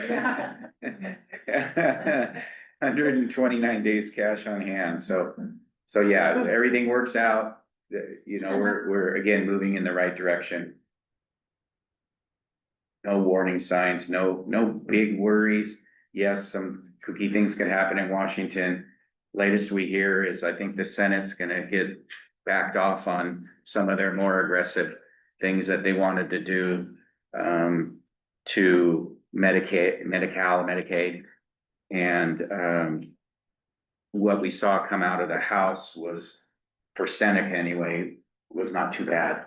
So so if that all plays out, then certainly for 25, 26, we're in good shape. We'll just again see, but that's it. Great, thank you, and thanks to all the staff who helped. with all the Yeah, budgeting and it was everything. great. We had meetings It's a with- huge lot of work. With everybody, it would just get better. Great, thank you. One last comment is that what came out of the finance committee was we really need to get this capital budget going. And so I'll work with Brady and Judy to see that we can pull something together. Other than the few things that Judy mentioned, we don't have great concerns because we've been able to replace a lot of things through our own money and through the project money, but we really need to get that a little more nailed down because we need to determine what absolutely is going over to the new hospital and can we get it out of the project? Can we, you know, commitment? And we are going to have just under $500,000 in a capital commitment on the new MRI, shared MRI unit. So yeah, so that will not fall within this fiscal year, but I think by the end of calendar year 26, maybe. So that's something. And then of course we have to come up with funding for the support services building, which is going to be maybe in the neighborhood of $2 million. So That's what's looking like now. well, that's where the bids came in. I know we're gonna try and do different ways to knock it down, but originally we thought 500,000, I but never thought that. it came in a little higher than that. Somewhere between 500 and 2 million, so, Really dark and a little. Steve, are you aware of any projections related to year-round residencies, residents? Like in the area, in the basin? what direction it's going, like. Yeah. Boy, I don't know if anyone else has seen that Chelsea mine, she has a little more dialed into that. I can't see that growing too substantially. I can't see substantial growth. I can't see that. I just, I live here year round. I just wonder if it's going one direction or the Oh, other. it's definitely coming up that, there's definitely people that are buying homes here and But are they and- living- potentially that they have them available to live year round. It's still a very difficult thing if, there's no reason necessarily for you to be up here. I think it's gonna be a challenge forever. I just keep thinking about people who can work remotely now, and if that has an impact on rural communities. So the country club, I understand their board approved requiring people who are renting out as Airbnbs and such to charge an addition or to pay a $40 a night fee. Yeah. And so that might change the dynamic there a little bit, is what I'm thinking. These homes, like, so 10% increase since 2020 in primary residence compared to, so what we're seeing today is 100% higher are registered as their primary residence and are living here year round compared to 20. And just, But Amazon's gonna fire everyone if they don't come back to work, or is that the latest one that? well, maybe my son is the perfect example. He works for some AI company in the Silicon Valley area, and he can work remotely, so he just wanted to come up here and buy a house and work up here. I'm just wondering to what extent that's gonna, but he was raised here, so. And I know they're laying fiber in our neighborhood, but I don't know if it's actually gonna be connected. Have you heard anything? Well, that was a big concern, so. It's like there's fiber, okay, but it's connected. So they're starting to transition to fiber. Don't use that to the medical, and they're using the one neighborhood, it's probably still, there's the county place, it's where they have had to care everybody. You guys don't really install a lot of fiber. Interesting. I didn't know that too. Okay, taking up a ton of time, so, want to just go into my information and I'll just make some general comments and we'll see what, so Ethan, don't even pull it up just yet. First thing, R1 revenue cycle report, again, it's straightforward. We just had our weekly meeting with the lady, the individual that is our lead on it, Erica Baca. It's just fabulous person. And we asked her, well, go ahead and pull it up now, because I can't remember if May had the 7.5. If she would got the trends in there. Yeah, so one thing we've added is the trend, because we started, it was getting gloomy that the status was primarily red. I said, my father used to always say, he says, it's not where you're at, it's what direction you're going, or not always where you're at, but, and so we thought that would be a really, really good thing to put in there. And, if the arrow's up and it's green, that means the number going up is good. If the arrow's down and it's green, it means the number coming down, it's good. So revenue and cash up is good, AR days down is good. And you can just see, as you look at this, the trend is almost solely green. And we just got the first look at June through last week. And so what's gonna be essentially month end for June. And so we think there's some really positive things going on there. Appreciate And that trending, because the status doesn't always tell you like what the real story is, yeah. Well, what's going on with the greater than 90 days? which one? The AR and AG, greater than AR, SP, AR, greater than 90 days. Yeah, that's SPAR greater than 90 days is our self-pay. It's And going up. yeah, it's just, it had a little tick there. The biggest thing, two things happen with self-pay when you can't. The number one thing is that we still are not able to turn them to bad debt. So it doesn't result in any cash, but it gets them off your books. And so that's and it's in the narrative that we wrote this month for for our report. but what happens is as you're converting, oh, help me. As you're converting the third party stuff, you're getting payments and then it reverts to self-pay. It could drive up the self-pay, because I just looked at June and I said, like, boy, we had this big jump in June with the self-pay, and it's because the insurance is paying, and then the patient responsibility is going to the the self-pay bucket.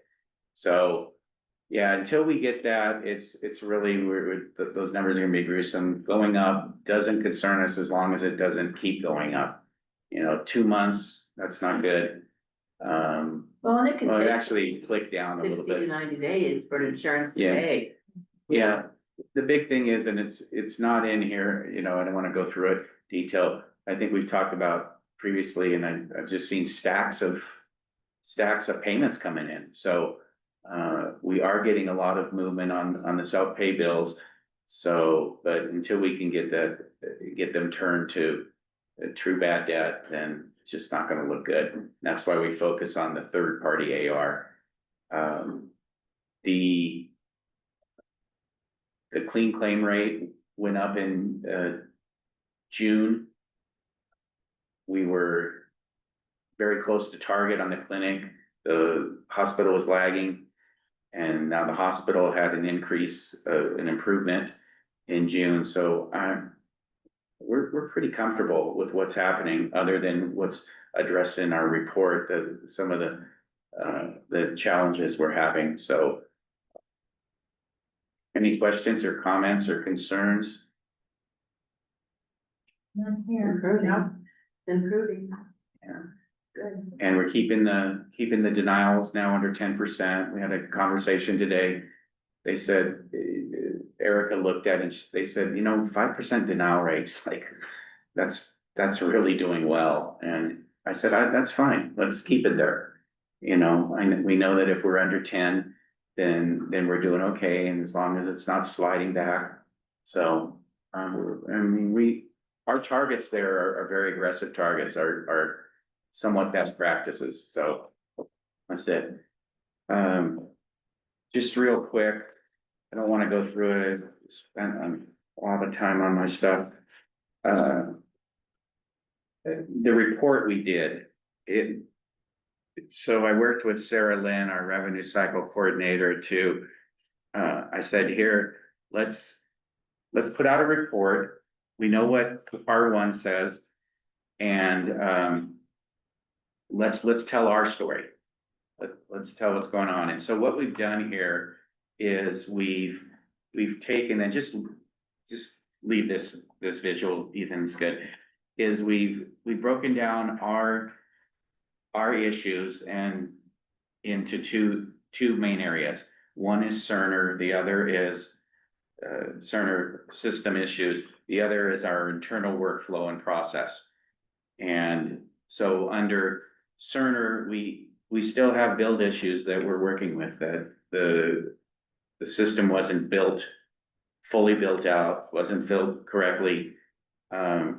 Excuses, you can say what you want about excuses. Bottom line is that we've been working diligently on getting through things, working with their customer support that they call AMS, or I guess it's customer support. And some of these things, like the things related to self-pay, whether it's client billing is where, we have an agreement with a particular business, say like the Forest Service or whomever it may be, to do certain occupational health things at a set rate. And so the patients don't get the bill, they come in and get the service, we do all the stuff for an agreed about amount, so it has to be built out very specifically. We've had big trouble with that one, big challenges with that. Refunds is really, it's now we're down to the interface, the interface between Cerner and Multiview. Multiview is how we pay our bills. It's our financial accounting system, which is not an integrated part of Cerner system. It's an interface, bolt-on, if you will. And so we're very close on that one. Health plans bedrock, this is where all of our health plans live, and it's where Cerner draws off to do all of their payer rules and everything. And it's like, this thing should be like the Fort Knox of your information system. Nobody should get in there, because if someone gets in there, they can wreak havoc.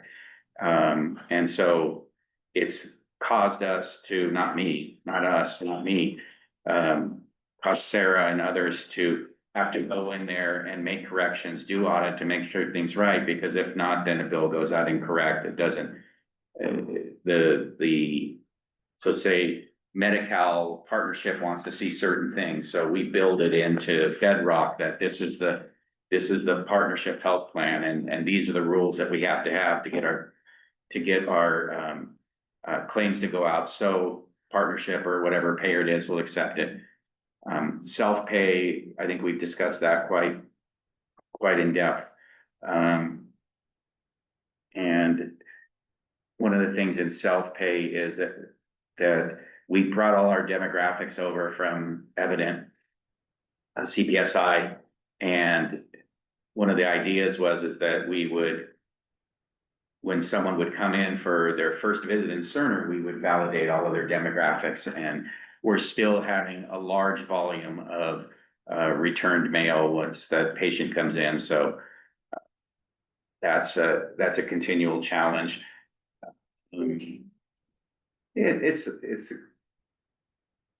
It's a combination, but not to, you can't just put it all on the staff, because short of getting a copy of their insurance card and their driver's license and using that, I don't know what it's called, is it called affirmative verification or whatever, not say, has anything changed? Is this your insurance, prove it to me, no, kind of thing.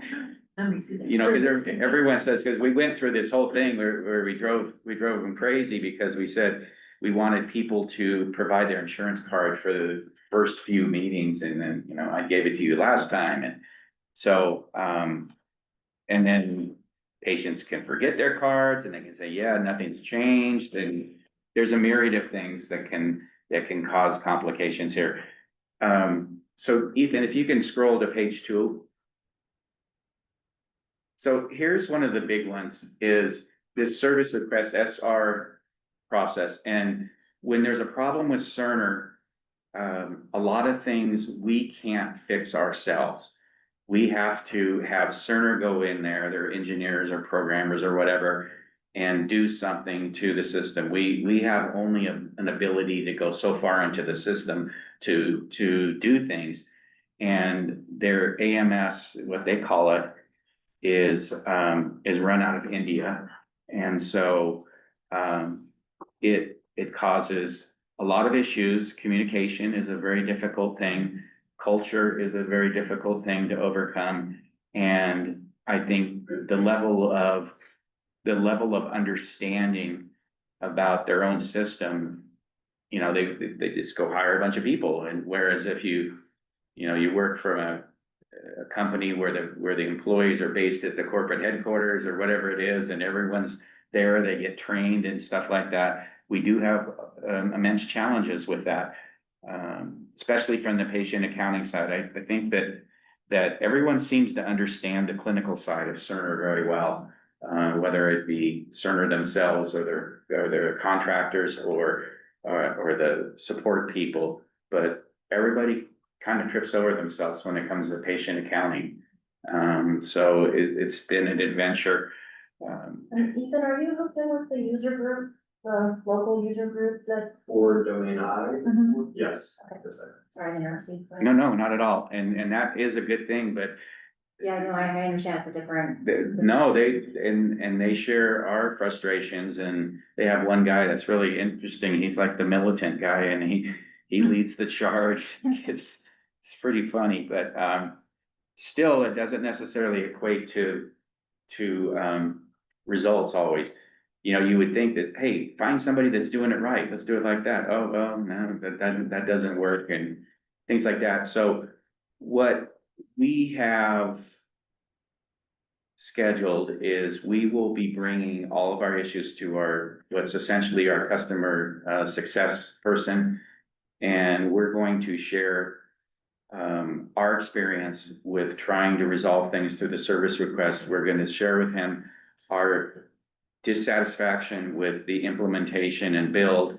They have provided some help, but there's stuff here that they need to give us somebody who knows what they're doing for like a month to fix At it. what point does, I don't know if this happens or not, but is this you submit a service request and theoretically Cerner says, oh, that's gonna cost you this much to make this modification to our system? I mean, where do we bump into that issue?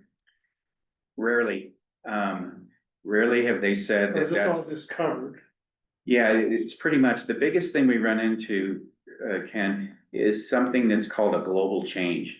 And so it's where that they would go in there and fix it, but they're like trying to say, is everybody experiencing this? Is this just something you want? And if it is a global change, they fix it for the whole domain. But those get kicked way down the road, and those are deprioritized. I don't know if it's because the amount of work's involved with it or how it is. But it seems like some very simple things like, just having an order for a standard thing that we do, like everybody would do it, and why don't they have that? And so we do have a list of things that we're looking at. Here's a great example, is right now, as you know, we talked about the EMS. So EMS brings a person to our hospital for care. Well, what we do and what we've done in the past is so that the EMS can bill for that service, we give them the demographics. So they know the patient name, the insurance, the address to send them the bill if they have a bill. We share demographics with radiologists, we share demographics with LabCorp, it's just a little different with the EMS because they're kind of doing it on their own. They don't really have a relationship to us. They're just trying to get their own billing. And as a courtesy, we give them that demographic because they don't have an opportunity to talk to the patient, typically when someone comes in. And so I think this is where Cerner didn't understand their market, is that they're new to rural and they've never heard of the concept of not having home delivery of your mail, and where they will only go to a P.O. box. And if you try and send, mail to an address that doesn't have home delivery, it gets kicked back. So, okay, so fine. Well, so we look at the face sheet, and the way that Cerner's built it, it only prints the home address.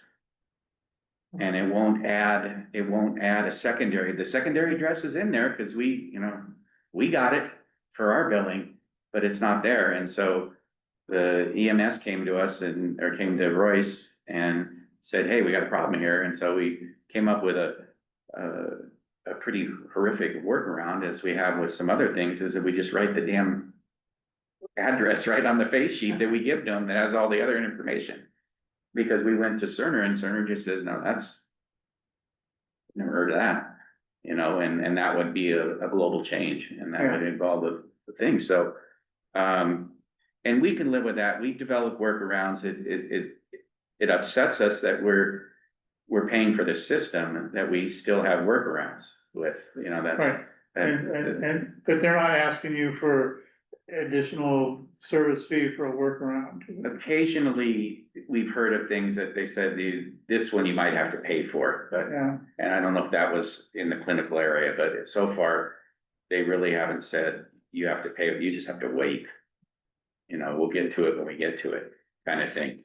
And so we have a meeting with the success manager. We're gonna bring all this to them and see what that does, if that improves it. That's a good example, you said. Any of these items a heavy lift, like we take care of one of these and it takes care of a lot of our issues with billing? Yeah, the self-pay, the self-pay, some of the things that are in the build.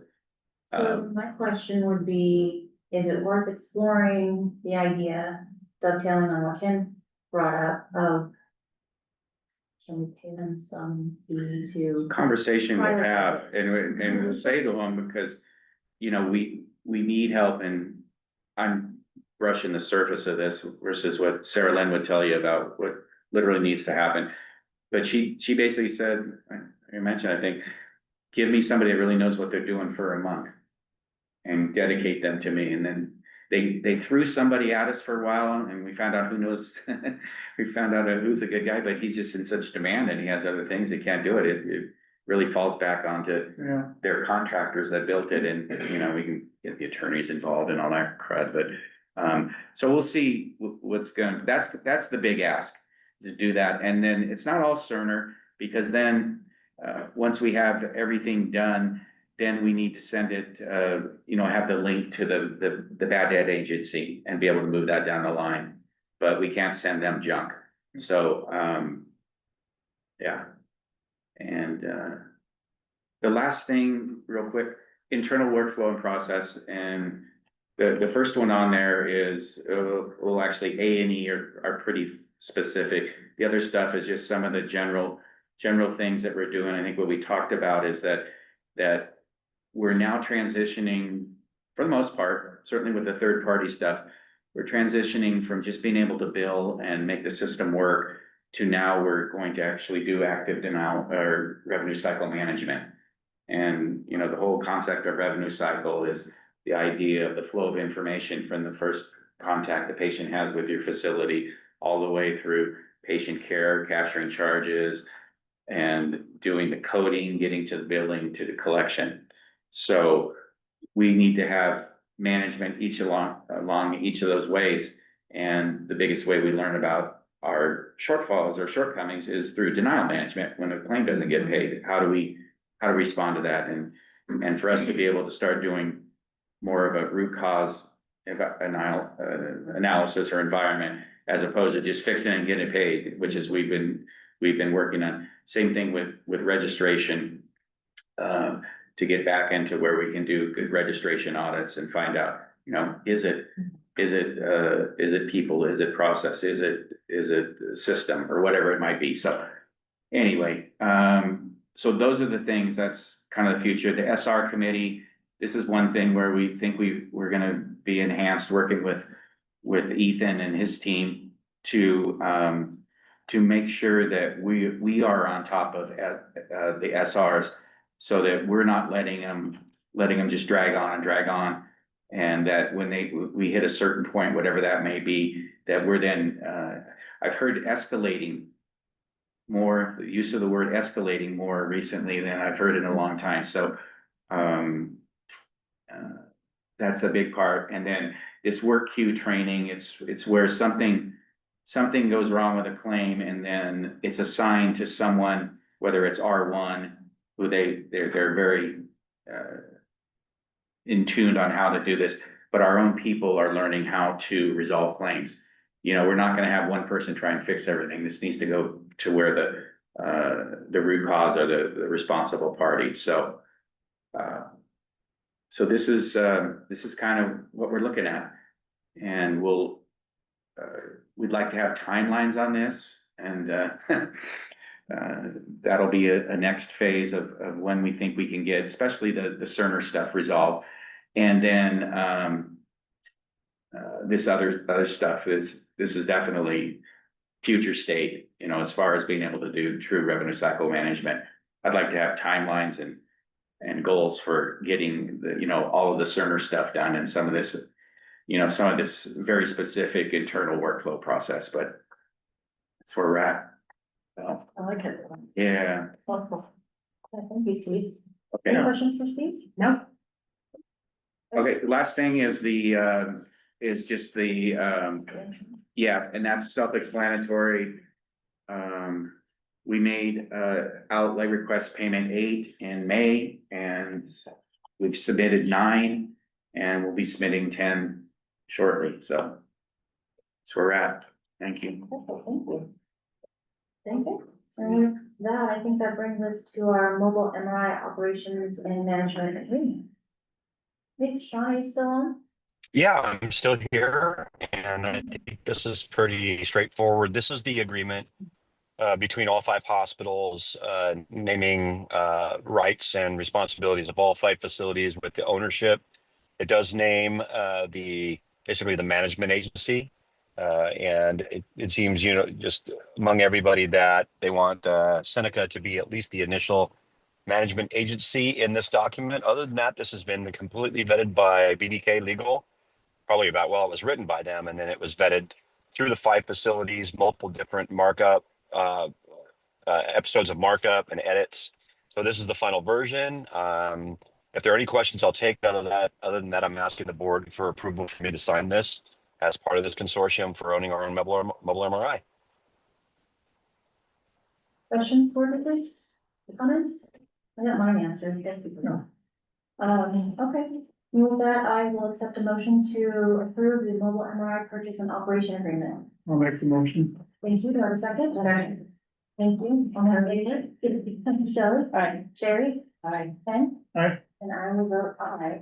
I do too. And that brings us to item number Okay. 9, which is GE mobile MRI contract and cancellation addendum.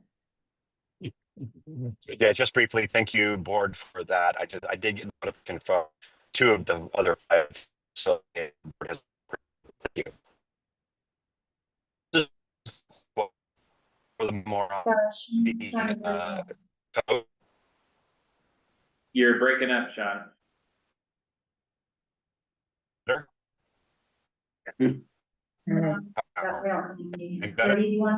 So, so we have 2 agreements here. One of for GE, one of them is the service agreement. And the other one is actually the purchasing of the unit.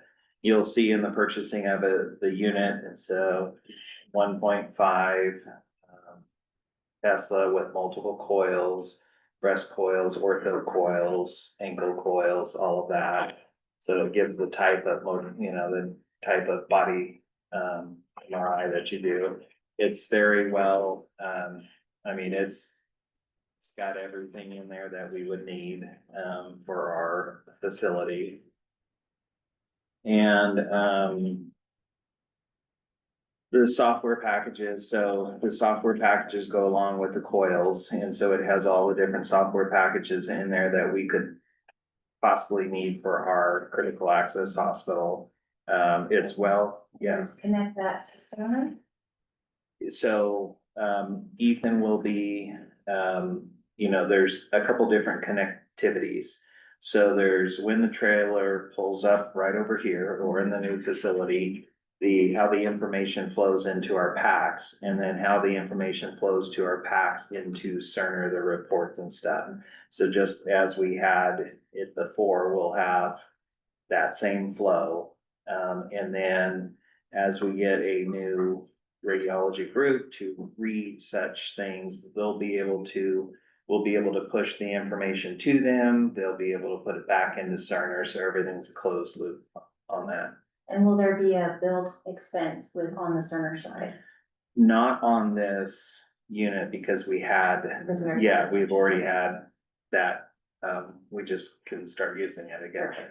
There is there may be some configurations on this unit that's different than our current one that we're getting. There'll be some of that testing and all of that. Just as we get this new leased unit pulling up, we're gonna do just like this one, we'll have to do fire inspections. There's all these things to actually get it into California and get it, as we're finding out on the unit that we're doing now. So the group will have to go through all of those regulations just as we're doing right now.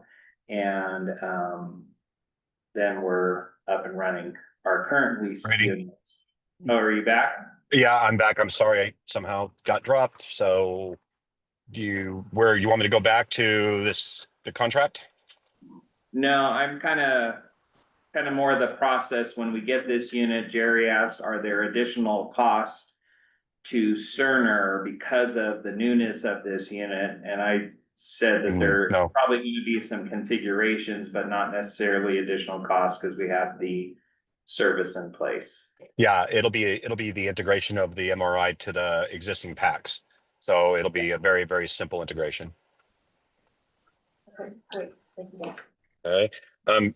Going back on this contract, this is a contract for both the the MRI itself, the unit itself, and the coach peripherally, and all the coils necessary for different types of procedures. We did include a breast coil. So that's important for 3 of our sites, and it will be ultimately important for us down the road. And associated with this contract, the contract or the proposal, the contract, whatever you want to call it, is the 90-day addendum for cancellation, no fee or no penalty cancellation. So if this thing just went sideways, we have 90 days prior to the delivery of the unit in order to cancel without any kind of penalty. And that's the 90-day addendum. Great, Good. so we probably should take these 2 contracts as separate, approval. Mhm. Okay. Okay. So, any other questions on the contracts? Okay, thank you. Then I would accept a motion to approve the GE Mobile MRI service contract. I wish to approve. Thank you, and second. Okay. Thank you, all in favor, Shelley? Aye. Barry? Aye. Ken? Right. And I'll vote aye. And Thank then you. I would motion to approve the purchase contract, the GE Mobile MRI purchase contract with the cancellation addendum. Move approval. Thank you, Sharon. Is that a second? Second. Thank you, Shelley. All in favor, Ken? Right. Barry? Aye. Shelley? Aye. I will vote aye. Thank you for that, Sean and Brady.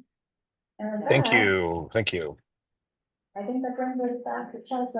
Chelsea, do you want me to move this report up to the market? Whatever was for you guys. Is that what you want to do? Wait, come in. Okay, I make myself a note of that. Thank you. If you want to go ahead and do this, I don't know if I found which report that you have seen. Hey, Jerry, before you move on really quickly, if you don't mind, if I could request, because I seem to have a shaky signal here, could I request that that Brady be engaged and closed? You want to stay, Brady? Okay, thank you. So yes. Okay, really good. Brady, thank you. Thank you. All right, So, just gonna do a brief overview, so a lot of stuff, finished up our golf tournament, did great there. I did attach the PR, it got attached in my marketing report, but that way you guys can see what happened. We're working on BioBeans, that's where we're trying to get community members and businesses to buy a bean. We're working through the logistics of that with the foundation. Working on, at the end of this month, I will work on the Q2 financials and reports.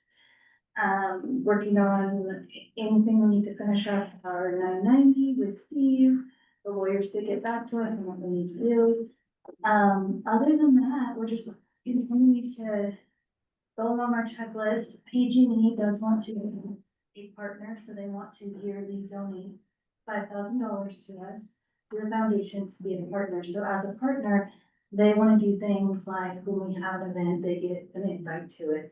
They want to be able to come to these board meetings if they want, if they have a representative, all of that. So our partnership levels we did develop, and it's pretty, pretty general for what you would expect with a partnership. And it's basically like if we do an event, you're invited, and we did say all of our board meetings are open to the public for the public session, things like that. So that's fun. We're working through all that with PG&E right now. And then once we work through all of the different little kinks for that, we're gonna push that out to the public a little bit more too. The staff contributions for payroll deductions will start this next payroll. So we sent out info to the people that signed up for it, letting them know that it's gonna start, thanking them, all of that, and then that's something that we'll review yearly with each staff member.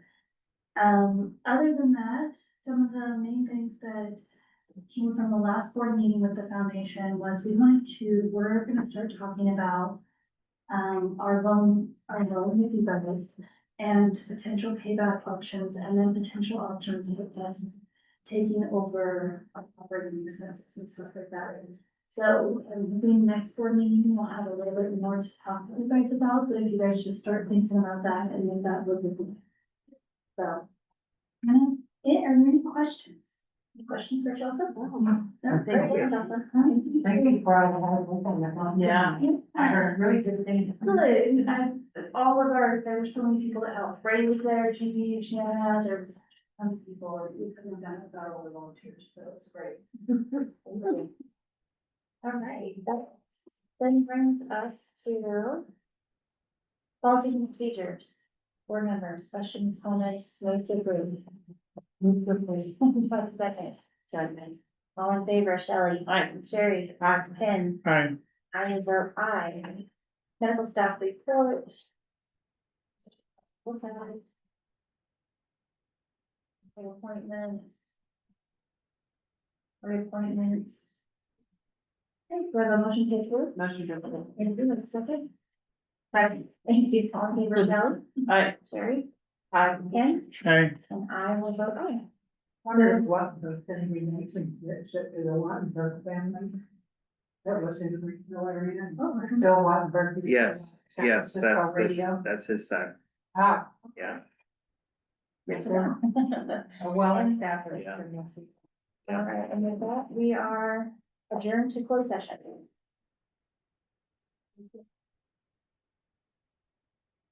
But now. All right, we are back in the open session. And there were no reportable actions taken during closed session, so. Future board meeting agenda topics, some point we will roll those over to actual agenda topics. And our next regular board meeting is gonna be next Thursday, July 31st, and at 2 P.M. Because we decided to change our meetings to 2 P.M. Going forward, and with that, our meeting is adjourned. Thank you, everybody. Thank you. That was a faster one, actually.